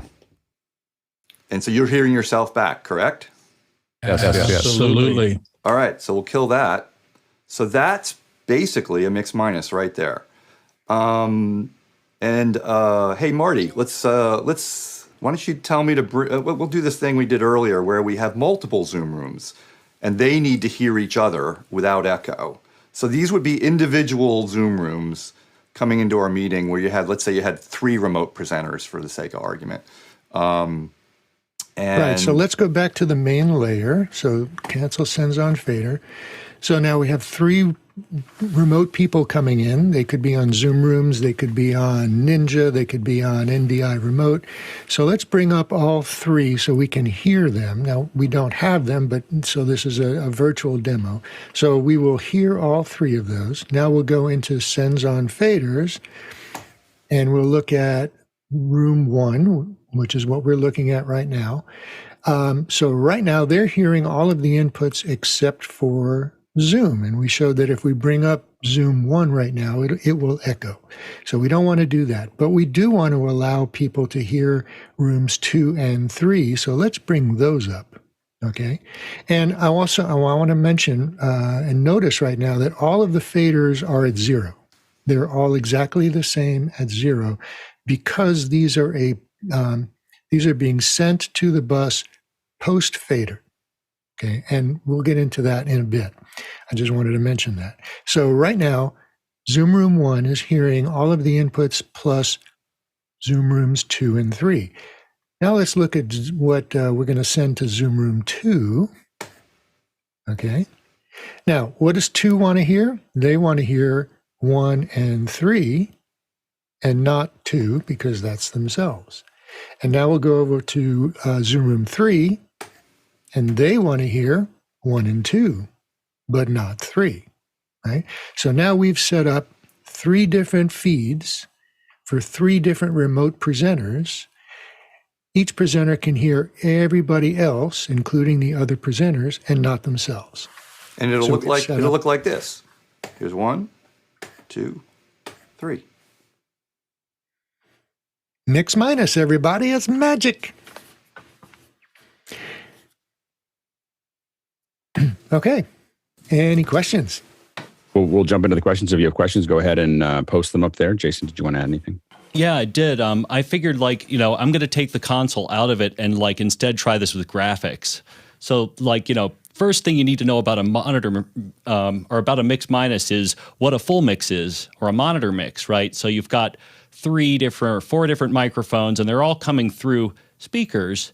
And, you might end up with, I want more me on my headphones. But when you get to a mix minus, what you actually end up with is kind of the backwards of this, which is it really should be called mix minus source. So mix minus green is everything but green in its own combination. Same thing with yellow, same thing with pink, same thing with blue. It's just everything but the source that is feeding it. And sorry, I got on the wrong page here. Go ahead, Jeff. It's funny. I think we're almost going completely backwards of maybe perhaps what we should have done. That's a great graphic. I had this one that's even more simplistic. And to me, I found mix minus, as technical as you are, to be one of those things like recursive function programming. You don't get it until you get it. And I think this is perhaps the original mix minus of just simply a phone caller and that you're patching in, and you don't want the phone caller to hear themselves. And we could have done all these graphics and demos backwards for the folks that haven't wrapped their head around it just yet. Can you go ahead, Courtney? Sorry, I came screen there. My mic moved. The one complication in this is if the person who is sending their microphone into the Zoom meeting wants to hear side tone, they won't be hearing it from the Zoom meeting itself. So they have to do that on their local mixer before they send it to the person who's mixing the Zoom meeting. So if they want to hear themselves in their ear, they're going to have to do that. And it should not affect the mix minus, because that's happening downstream from where they are. And go ahead, Chris. Yeah, I'd like to say that this is the reason why audio is hard. There is a sort of a lost art of what I call, the broadcast audio engineer. It's not simple. It's if you're a guy or a girl or a woman, whatever, who goes into a bar and mixes a band, like more me, little kick drum, little guitar, couple of singers, whatever. That's one kind of audio engineer. You pick that person and put them in charge of mixing audio for a broadcast, they're going to miserably fail. And I have much respect for broadcast audio engineers. It is a lost art. It is something that is dying. And part of it happens because of the proliferation of accessible gear that makes people think they're a lot more qualified than they actually are. So if you're in a situation where you're having problems, I would highly recommend you consider hiring a professional if you can still find one. And you got to find places that you can do it yourself. You got to find places that you can places where you can fail. You got to find places. And that's why, we're going to do more and more things within office hours that let people play with the stuff. And you should jump into those teams and watch them, jump into the teams and do them, jump into the, have little kits at home, do these things. The way you get good at it is to do it. You cannot take a class or read a book and expect to be able to go do a show. It is, the most dangerous thing in production is theoretical knowledge. Like it is lethal. Like, just lethal of I read something on the internet or I talked to someone and now I know how to do it. You don't know how to do it until you've done it at least 100 times. Like 100 times is when you start to understand how it works. 1,000 times is when you start to know what you're doing, and 10,000 times is when I can actually hire you for a high level event. So you just really need to think about how do you get reps in to figure this out, and where can you fail? Go ahead, George. And there's also jargon and vernacular that's unique to the different audio worlds in which we work. Because Courtney said a minute ago, side tone.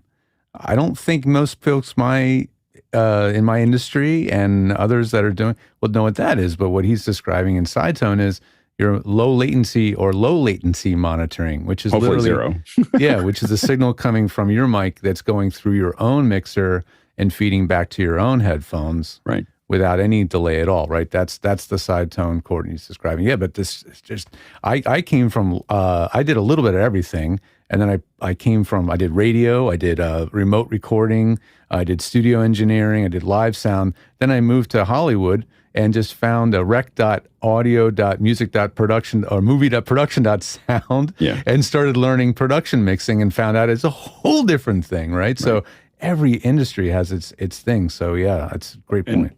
And again, I mean, I can't say it enough, is the way we learn is that we watch. We ask questions, we do, and then we just rinse and repeat that, and you got to find places to do all of those things. We're trying to provide some of the watch and some of the a little bit of all of those things, as you go through it, but you got to find it somewhere in your life, or you're not going to get good at these things. Go ahead, Marty. Yeah, George, you brought up something that was really, curious to me and interesting is when you work with an international broadcast crew, like on an Olympics, and you're working with people from all over the world, and you find out that, somebody else in another country would call the video switcher something different. They call it a vision mixer. They call it a mixer rather than a switcher. And, microphones and cables and an AC extension cord, we call a stinger, right, in some parts of the industry. So, so vernacular is different. And different parts of the industry, even within the same country. So whether you're doing music mixing, film production, broadcast mixing, recording studios, the concepts are all pretty much the same when you get down to it, but how you apply them is very different.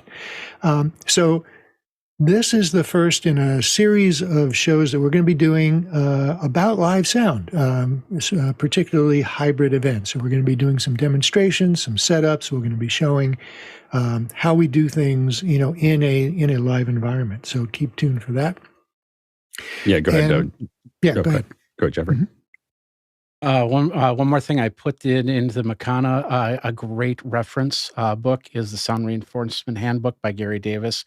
I grew up on that book. It's a great thing. Mix minus, by the way, a little bit of history. It actually came from the radio industry. That's what they called when the callers came in and they wanted to make sure that they didn't feedback on their audio. So that's where that came from. Let's go ahead and jump into the questions. First one comes from James Fosseline in Minneapolis, and he says, my podcaster mixer has mix minus on one input. It's meant for a phone, so it's 3.5 millimeters. Should I use it for anything else or just for the mix minus? Go ahead, George. You can use it for whatever you want, as long as it's a clean, good sounding input and it doesn't add noise or distortion, and you have the gain staging right, so the output of the device that you're connecting into that input isn't overdriving it or underdriving it. As long as all that's good, use that input for any other auxiliary source you want to use. You don't have to use it specifically for mix minus. It just happens to be that particular connection has combined to the input also an output, and that output does not include that input. Hope that's clear. Go ahead, Marty. Yeah, that particular jack is both an input and an output, specifically designed to be used with a phone. I don't know where that input comes up, whether it comes up on a fader or not. But if it does, and you can figure out how to wire that particular connector just for an input, you could use it as a different input. I have an adapter that I want to show that just came up. This is a TRRS adapter that splits out to an individual input and an output. So you could plug that into that jack on your Rodecaster Pro or whatever that mixer is that you happen to be using, and then get the individual ins and outs to then use it. Makes it more flexible in case you're not plugging into a TRRS equipped device. All the Macs have a TRRS connector, so really the built-in sound card, quote unquote, of a Mac can become another input-output source. So you could have, for example, Zoom, its mic and speaker assignment set to built-in sound, and run that into your console, and now that becomes your phone patch, another radio term. Next question. Next one comes from Jeff Francis in Columbia, South Carolina, here on the panel. What's the difference between pre-fade and post-fade sends, and when do you choose each? Go ahead, Courtney. Well, on each input channel, you usually have gain staging. In other words, you'll have an input trim knob that sets your input gain before you get to the mixer, which is the slider down at the bottom. And that's called the fader. The main slider is usually called the fader. Pre-fade and post-fade means that the signal that you're sending, if it's pre-fader, the fader level down below doesn't affect your send level. Only the trim pot will affect your send level. Post-fader, the slide pot at the bottom, the main fader for that channel, will affect the output level that you're sending to whatever bus you're assigning it to. So pre-fade or post-fade determines whether the fader itself determines the level that's going downstream. Pre-fade, only the trim control usually affects the level you're sending downstream. And one of the places that we use that is for records. So when we send a bunch of stuff out on record, we may want to record all those channels pre-fade. So no matter what we're doing, we don't lose anything. And then post-fade is for the show. Go ahead, George. Yeah, that's one great example. Another one is when we do live sound, we want to make mixes for the monitors on stage. We don't want our main faders that we would control the sound coming back to us from the main system to affect what's going to all those individual monitor wedges or in-ear monitors up on stage. So we make all of those mixes on pre-faders. It makes it a lot more challenging for the audio engineer to manage everything. And just if something starts feeding back, you can't just mash the mute button on that channel on the mixer and kill it because, well, it just doesn't because it's pre-fader. Then now the mute or the fader itself will not affect the signal going out to all those other places. But that's another way that it's used in context. Yeah, one of the places in that context that I've seen work really well is having an audio engineer with an iPad. You know, when for the mixers that do that, and they're sitting on stage talking to the artist, sitting there just changing their fade. You know, right there, just talking to them. Oh, give me a little bit more of the guitar. Give me a little bit more of this. And it's just a really effective way to kind of mix that in and dial it in right for them in real time. Yeah, go ahead, Chris. We call that the more me knob. According from what George said, one of the things that can be a problem with this is what's called stage wash. So let's say I have, I don't know, a keyboard player, and he's got a big rig, and he's got a couple of feeds coming to front of house, and I have his monitor mix set as pre-fade. So he's asked me for a level. I'm going to mix him in the house so the house sounds good. But if he's on wedges and there's a lot of noise on the stage, even though in the house it doesn't feel appropriate to have that much keyboard, that stage wash can be a problem. If he's on ears, it doesn't matter. You want it at 100 dB in your ears all night long, that's fine. I don't care. Stage wash, though, is when the feed that's on the stage is washing out into the audience when I don't want it there. And that's one time where pre-fade, post-fade can help. If that monitor wedge, like let's say a bunch of vocal mics, were post-fader, if I were to dip some mics after the end of a solo or something, it's gonna pull it down in the monitor mix as well. But that can enter other problems. The bottom line is you have the choice of pre-fader and post-fader, and whether it's music, a broadcast, or as Alex mentioned, a record situation, there's a million examples of where you want and don't want it. It's just important to know what it does and how to use it. I have to admit, when people say wedges versus in-ears, I consider artists technical or non-technical. So wedges to me mean non-technical artist, and in-ears mean technical artist. You know, like when we're working on those in concerts, because it's just like, okay. Like as soon as someone says they want wedges, I make a whole bunch of assumptions about what they're able to understand about what I'm going to talk about. Go ahead, Andrew. Yeah, so just to bring this back to mix minus and using pre-post.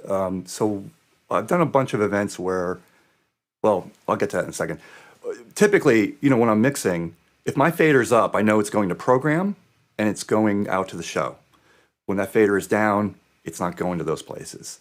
The one instance where the pre-fader comes in handy is if you have a bunch of presenters in their own Zoom rooms, like the use case we were showing, and you want to allow them to talk to each other before they actually go to program or the show. If they're all in pre-fader, they can talk to each other and not interrupt your show. And there actually was a use case with this, with someone on this very panel who made this request. He wanted those people to be able to talk to themselves, and with a few pushes of the button in a very quick setting, like they could talk up till 1 minute before air or whatever, push those buttons, now they're post-fader. And it's a really useful feature because a lot of times you want your panelists to be able to communicate to each other and all of that before the show, and then when you get into show, you don't want them to, you want to have them in post-fader, just so you know that they are actually going to air. Go ahead, Mitchell. Yeah, that's a good use case there, Andrew. Anything that requires the audio at any time to be heard is pre-fader. regardless of where the fader position is set. So like you say, it could be monitoring. Again, getting to the radio analogy, we would use a pre-fader listen scenario when we wanted to cue a record or cue some audio up without putting it out over the air. We used to have an overpress cue button that would do that, but in some boards, you could just put it into an audition. But if it was pre-fader, you could hear it without having to turn the volume up and risk putting it into program. Go ahead, Marty. Yeah, so I like graphics, right? So to illustrate, we have this is a post fader. So on the left, we have a microphone in the input channel, and then that input channel feeds the bus send faders, right? And then the bus send faders feed the bus masters, and along with all of the other input channels. And so any changes to the channel fader will affect the outputs to all of the buses. Now, if we look at pre-fader, this is a bit of a different setup. The microphone will go to the channel fader, and that goes out to a bus, or the mains rather.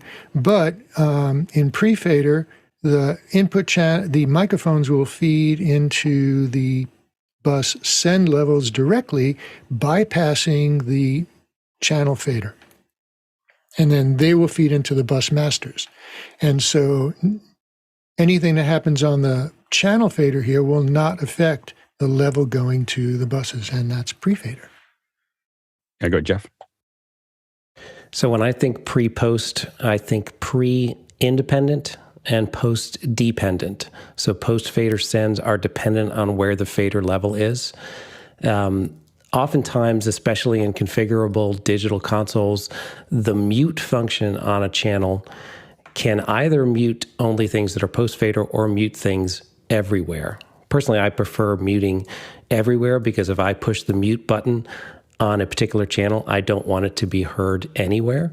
But that is often something that's very user dependent and situation dependent. Yeah, go ahead, Courtney. Yeah, another thing, Mitch brought it up, is PFL. You'll see that label on a lot of mixers, which is pre-fade listen. And that's great for troubleshooting. It lets you hit a button and hear what's going on in that channel, regardless of what level the mixer is mixed at. And on the Rodecaster Pro, which I'm using here, you see these little green buttons on there. That's a solo button, which is a combination of pre-fade listen for that channel, and it cuts out all the other channels. So it solos that channel and sets the pre-fade listen on. So it lets you hear then everything that's coming through that channel, regardless of the fader position, and it mutes all the other channels as you hit that solo button. So it's a combination pre-fade listen and solo.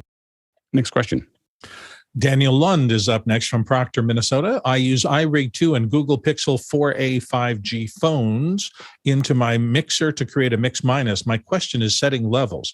Should I have my phone volume all the way down and adjust the gain on the mixer and on the IRig2, or should I do it the other way around? I can't seem to get it right. Go, George. Yeah, I mean, the question is, are we talking about setting the level it's feeding into your phone, or are we setting the level it's coming out of the phone into the mixer, right? The iRig does have its own little gain dial, so you can adjust how much level is coming out of the phone into the iRig, but the signal coming out of the iRig is adjusted from the phone, right? So if that's what you're talking about, yeah, I don't think there's any science to this. I think you have to just put your input gain on your mixer at sort of a neutral position. If it has literally a little U, or anything indicating what unity gain is, which is about the most neutral gain setting, and then start turning up your phone until you get a level that sounds good and looks good on the meter, that might be the only way to go about it. You good, Marty? Yeah, that's a good practice to use. So the question really goes to the heart of what gain staging is. You know, it's from the very first source of the audio. What is the level going into the next stage and the next stage of the audio chain?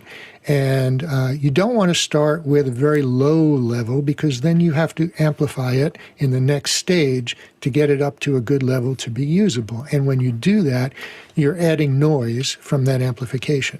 So you want to start out with a good, strong level that is not clipping, not so strong that it's clipping, but not so low that it's going to add noise. So you want to have a good, healthy level going into the mixer, or into the iRig, and then the iRig has a volume control that adjusts its output that goes to the mixer. So you want to get them all lined up so that they're all, as George said, at unity gain, which is optimum level balance between clipping and a noise floor. Hit the wrong button. There you go, Jeff. So since you're going into the iRig, which is designed to accept signals from the phone, I would turn the volume on the phone all the way up, because the iRig should be designed to receive the maximum level that the phone could produce. Of course, listen for clipping, but there's your starting point. Go ahead, Jeff. As someone who's played around with this stuff a lot, especially before I understood electronics, I would just randomly plug stuff into other stuff to see what would happen. I've found roughly an 80% to be at least a good starting point. Too low and you're going to strain everything and you're going to get noise, like was mentioned, to amplify it. But I'm not sure 100% is good either, because you're probably going to get noise if you're pushing whatever that, especially depending on the quality of the device or phone and its audio components, you're probably going to get noise at 100%. So I would at least start with 80% and then kind of try and fine tune it and dial it in from there. I don't know if, by the way, if you can automate this with routines on Android. I actually, once I found that level for my iPhone, again, I use automation and shortcuts, and it's automatically triggered from a focus that is started from my Mac, and the phone then automatically sets itself at the fixed volume that I've determined works well for me. Next question. Jason Robertshaw in Sarasota, Florida is up next. He says, I just got a Rodecaster Pro II. Any advice for setting up mix minus on this system? Yeah, go ahead, Jeffrey. The Rodecaster Pro II is really nice for mix minus. It has a routing feature inside of the settings and multiple outputs. So you can actually do the routing within your primary source, your secondary source. Keep in mind that if you are, because it's got two USB sources. So if you've got one going to one computer to send back to the person and another one going to a computer to maybe record the stems or something like that, then make sure that you're not mix minusing the wrong thing. Otherwise, your recording is going to be missing some audio. Next question. Next one comes to us from Art Aldrich in New York City, or New York at least. Alex mentioned Zoom ISO does auto mix minus. Please expand on this. Go ahead, Chris. The highest level, this is really interesting. So when things become democratized or simplified, this is why we have a hard time, as I mentioned earlier, this is why we have a hard time finding broadcast audio engineers who really understand this stuff. Because when something is done automatically, we think it's simple, we think it's easy, and it's not. It's not. I mean, look at Andrew's demo from earlier. If you thought, oh, I'm just going to learn some stuff about mix minus, all of a sudden he's showing you this whole giant console with all these ins and outs and gazintas and gazautas and stuff. It takes a lot of gear to do it right. And imagine if you had to set up, and I know a lot of you guys have, mix minus for the 16 or 20 people or whatever it is that's in this meeting. Without Zoom doing the automatic mix minus for us, you would have to buy a mixer that had 20 outputs or more. And I've always said that when buying consoles, outputs are almost always more important than inputs. Go ahead, Andrew. Well, I just wanted to say to Chris, the cabal of audio engineers, we've all actually come together to make this seem a lot harder than it is. So this is working perfectly. We did that really well, didn't we? Yeah, we did. So the only thing I wanted to expand on this is that I actually don't know what Zoom ISO is doing, but I thought this was a good opportunity to explain the difference between a mix minus and echo cancellation, because Zoom does use echo cancellation, and certainly in vanilla Zoom. I'm not sure about Zoom ISO. So the difference between mix minus and echo cancellation, you saw what mix minus is. Echo cancellation actually is a circuit that needs to hear both ends of the conversation, and it automatically goes, oh, you're talking, I'll turn that other guy off. And then it just flip-flops and keeps doing that. And so Zoom's API, they have a very sophisticated way of doing that. It works very, very well, as we can all see. But that is different than a mix minus in the way we're talking about mix minuses here. Go ahead, Bill. I just wanted to say also, this has gotten more complex as this equipment has gotten more sophisticated. When I was starting out, you had a button on a mixer and, you hit the mute button. It was that channel and that's all it did. And it never did anything else. Nowadays, as we saw from Andy's description, you can hit one mode button on the mixer and everything changes. And a button that did one thing before now does something subtly different than it does in the other mode. And so it is getting more and more complex. So you really do have to put your hours in if you want to do this kind of work and learn the subtleties. And Courtney? Yeah, and Andy brought up an important part. If you're using echo cancellation in Zoom under the settings there, and you're using original sound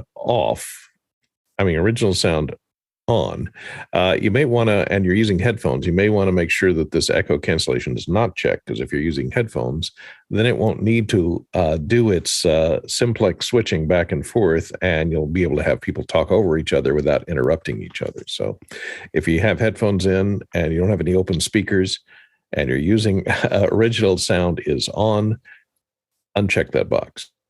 Yeah, and we just want to separate, mix minus is not a echo cancellation. That's a whole other thing. So, and some people have been using mix minus as an echo cancellation as mix minus, which is a horrible idea. Like we see people, I just turned the echo cancellation up. I'm like, oh, let's not do that. And so the mix minus, the reflector is doing exactly what a mixer would do, which is that it just knows who's going in, who's going out. It's not using echo cancellation for that. It's just simply properly building a mix minus. Every person's getting the aggregate of the show except for them, and it knows who they are, so it can do that relatively easily. So it's just doing what we're expecting to do there, but it's different. That is distinct from it being it using echo cancellation, which is entirely different. What it's doing there is if you have an open speaker, it sees the waveform come. It sees it matches the two of them up together. And then removes it, which greatly reduces the quality of your audio. It also the other issue with it is that if you delay your audio at all, those things don't match anymore, and that's why you suddenly get a huge return. Go ahead, George. Yeah, I mean you can turn Zoom into an excellent podcast recording software by just simply turning off the echo cancellation and forcing headphones on everybody's heads. It will do an excellent job. It'll even record audio stems of every single person in that call so that you can do a proper mix later. So that's nice. And again, Zoom ISO doesn't need to do that. It just puts out all those raw. It puts out what everybody's doing. It's not, if you fed that back in, you would have to start building mix minuses again. So, but what Zoom ISO does is I'm just going to put out whatever's coming in. What you're hearing, and one of the big advantages, like building this large of a panel separately with mix minuses, not easy. Doing it with Zoom ISO where it just outputs it, very easy. It does all that work for you, and allows us to have a low latency conversation, and that's why it's so powerful. Go ahead, Andy. Yeah, I just wanted to touch on what Bill said earlier about the modes on the console. It actually is not. It may look a little complicated, but literally what it is, if it's the equivalent on an analog console, the way I had the fader become the send, of reaching for that aux knob. That's all it is. It's taking that knob and sticking it on the fader temporarily. So I didn't want you guys to think this was really complicated if you don't have a mixer that does this. That's all it's doing. It's just a way to grab the aux or the bus or the thing that is your mix minus and sticking it right in front of you. But on a traditional console, it literally would be a knob above that channel. Next question. Next one comes from Javier Alfaro in Mexico City. Can you explain pre-post fader sends and when you should use each one? Go ahead, Andrew. So The only time I use pre-fader is if I'm mixing monitors for a band. Their monitor mixes are all pre-fader. That's one instance. Two, I mentioned earlier, when you want to have some Zoom rooms talk to each other before your show or before you send them to your show or whatever. That's another instance.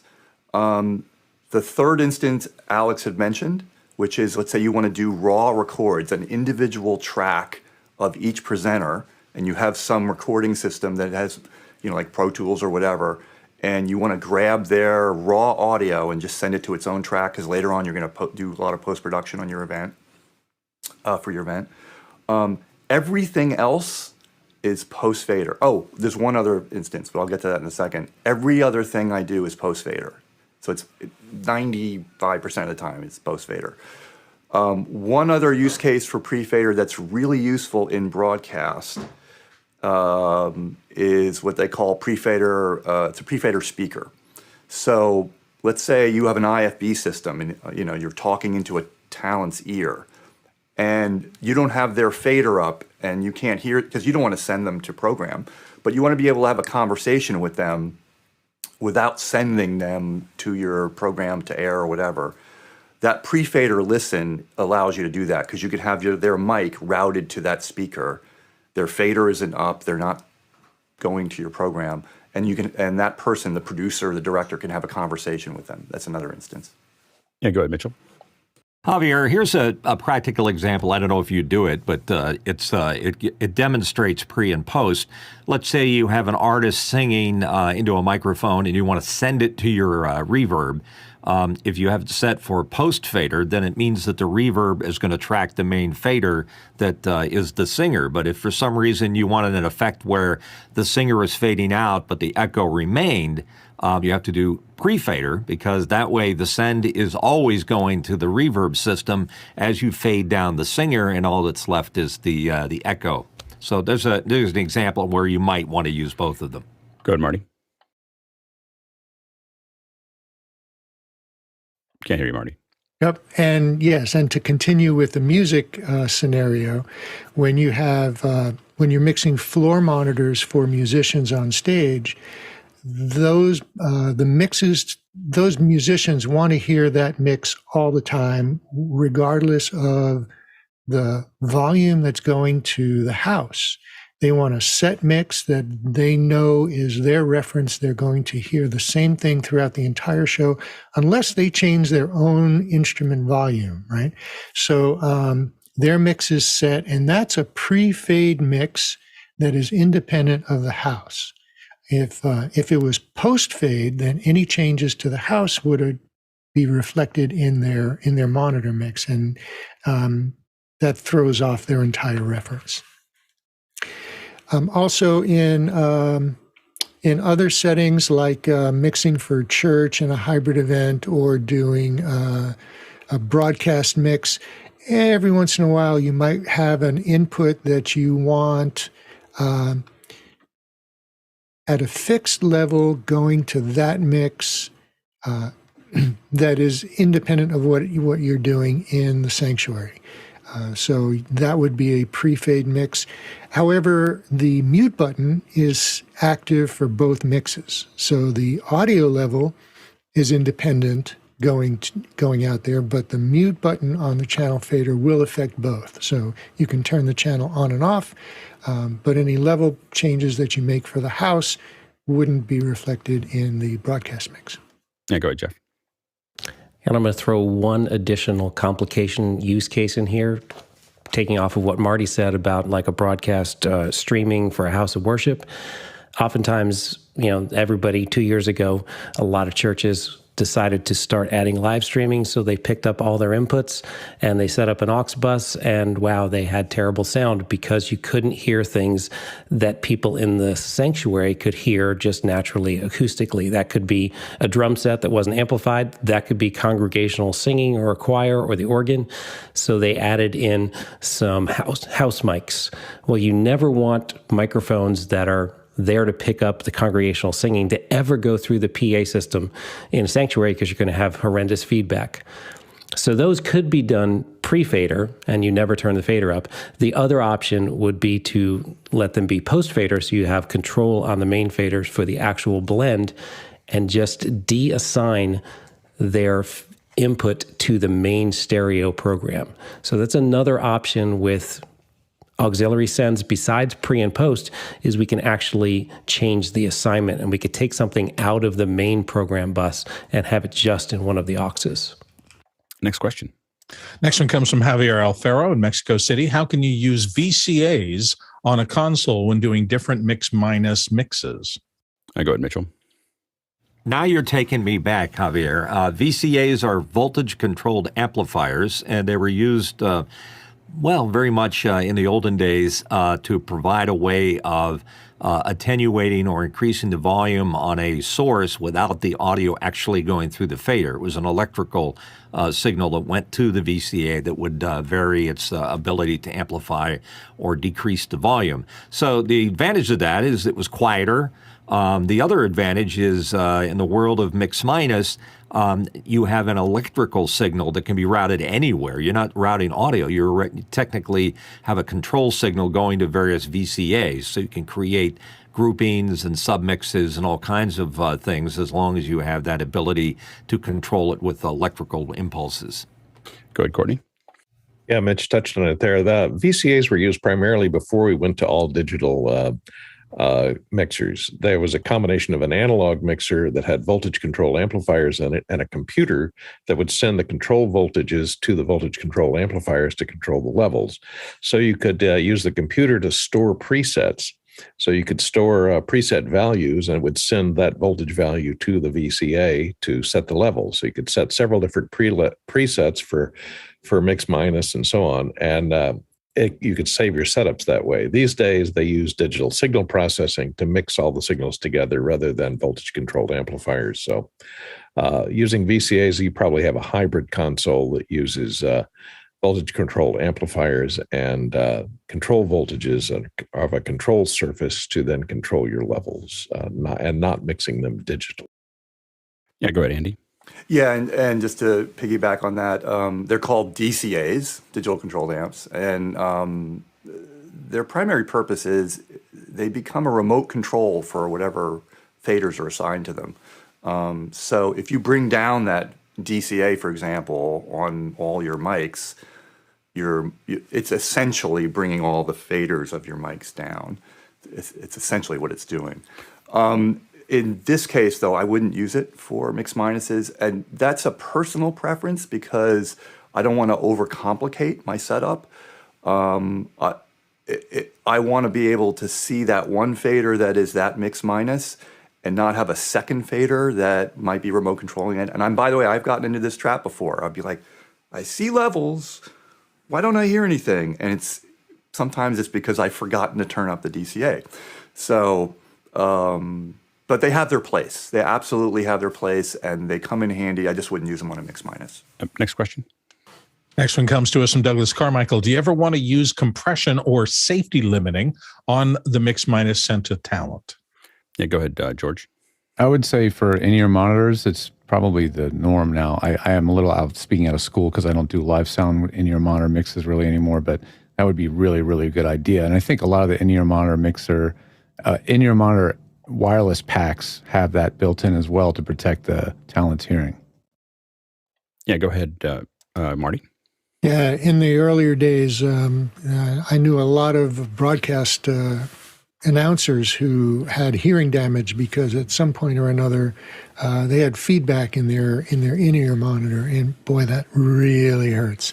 So yes, providing some sort of audio level limiting going to talent is a really good idea. In fact, I would say it's even mandatory.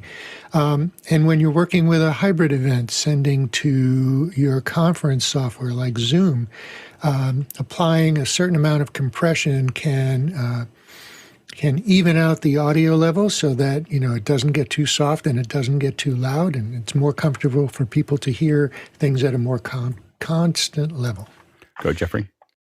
Especially when you're talking in virtually and somebody's doing either very boisterous, very laughing really hard, or a musician, because when you sing, you raise your luffs over a conversation like that. So a lot of sound contouring is not a bad idea.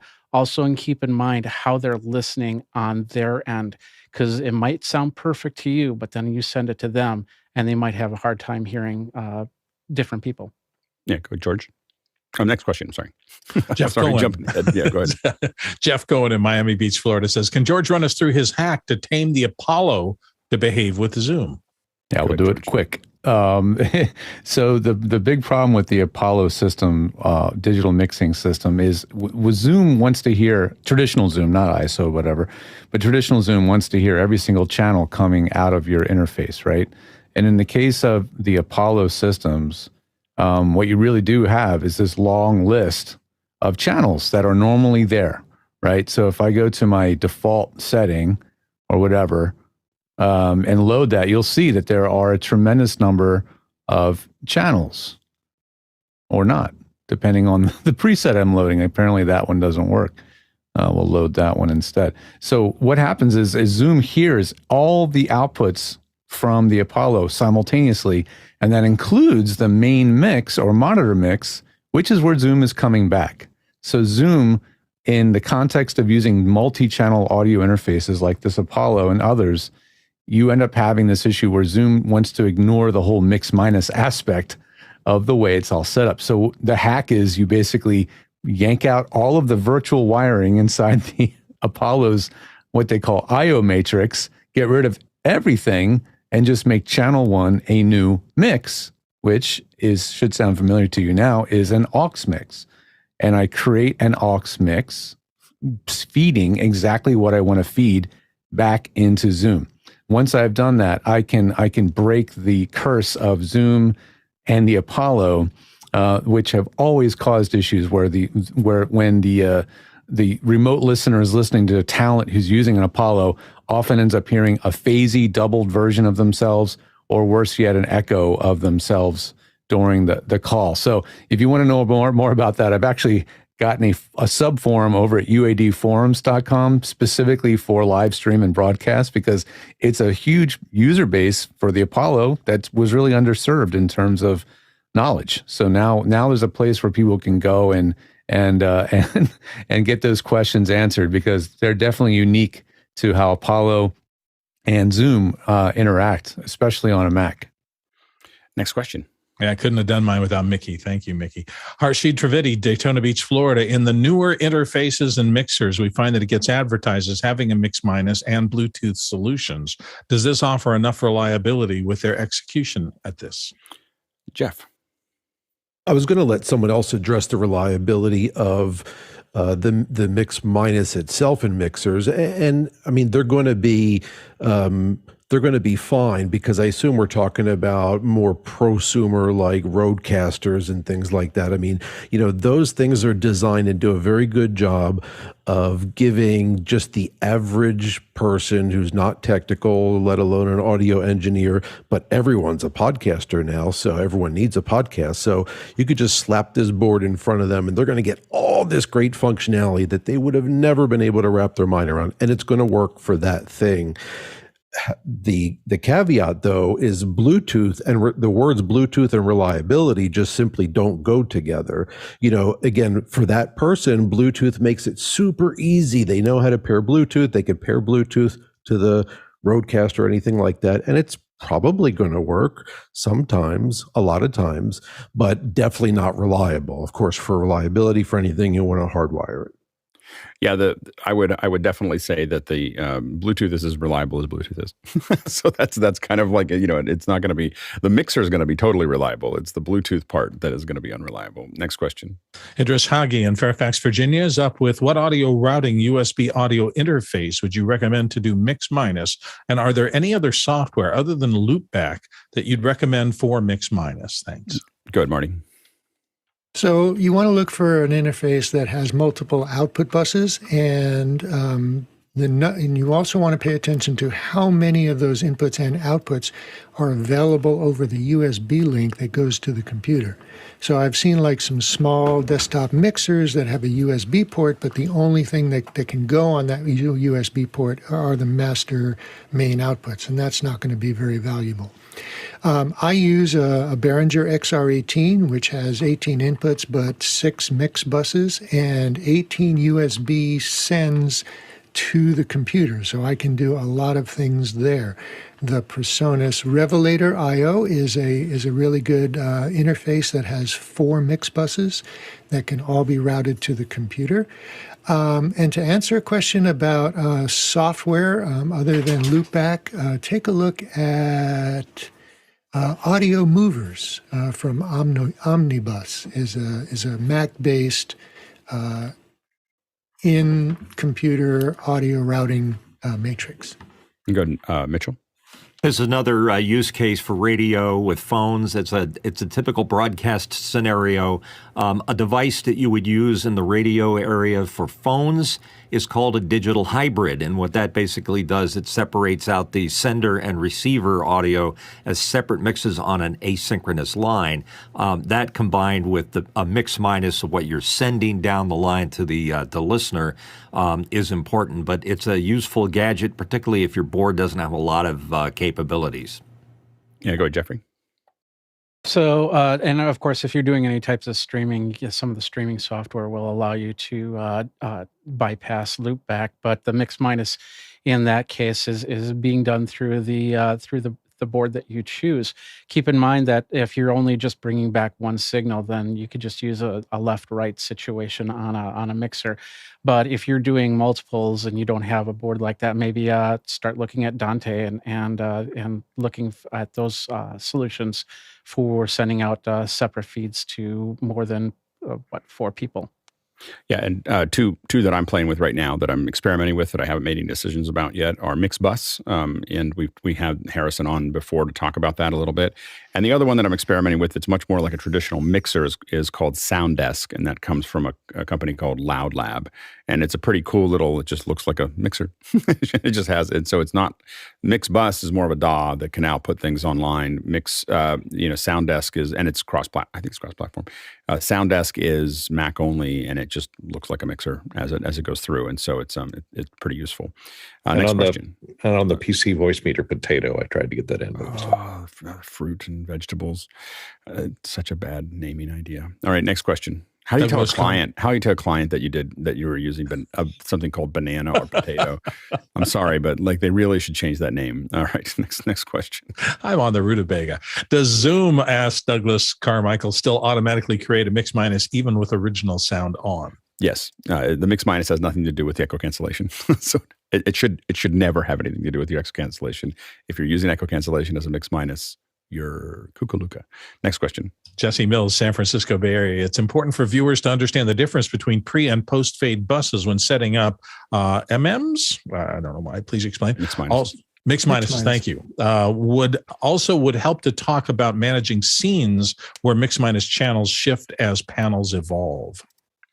We've done a fair bit of that, yeah. I mean, where you really have to think about, okay, I'm going to bring people in every scene. So the mixer can hold multiple scenes. And we've used multiple scenes, obviously, for multiple events. You have multiple sessions. We also have used it even for surround, where you have a surround mix for one camera and another surround mix for another camera in 360 or VR.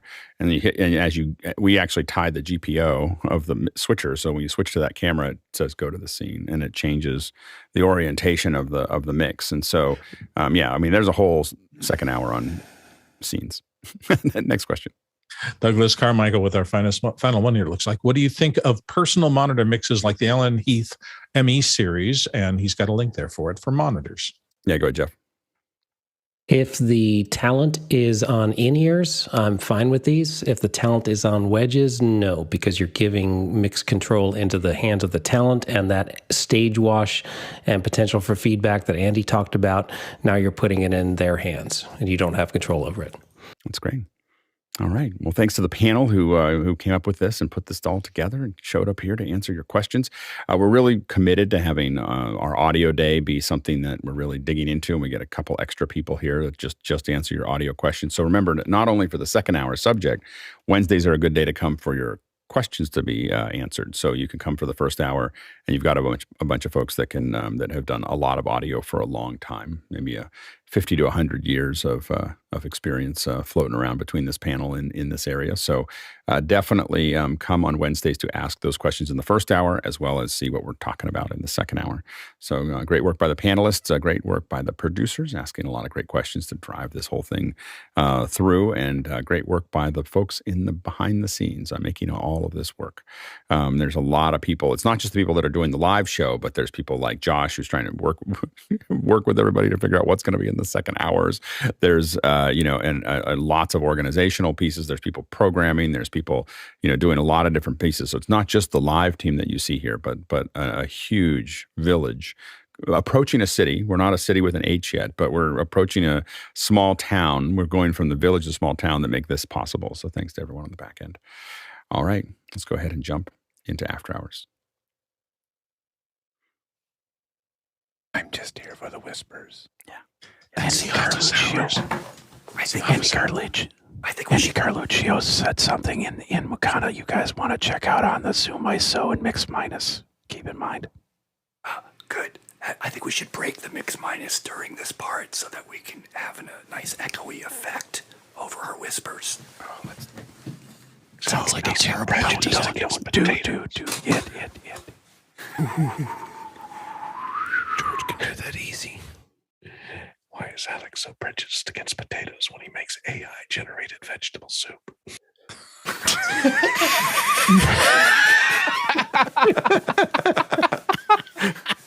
Question of the week. Point taken.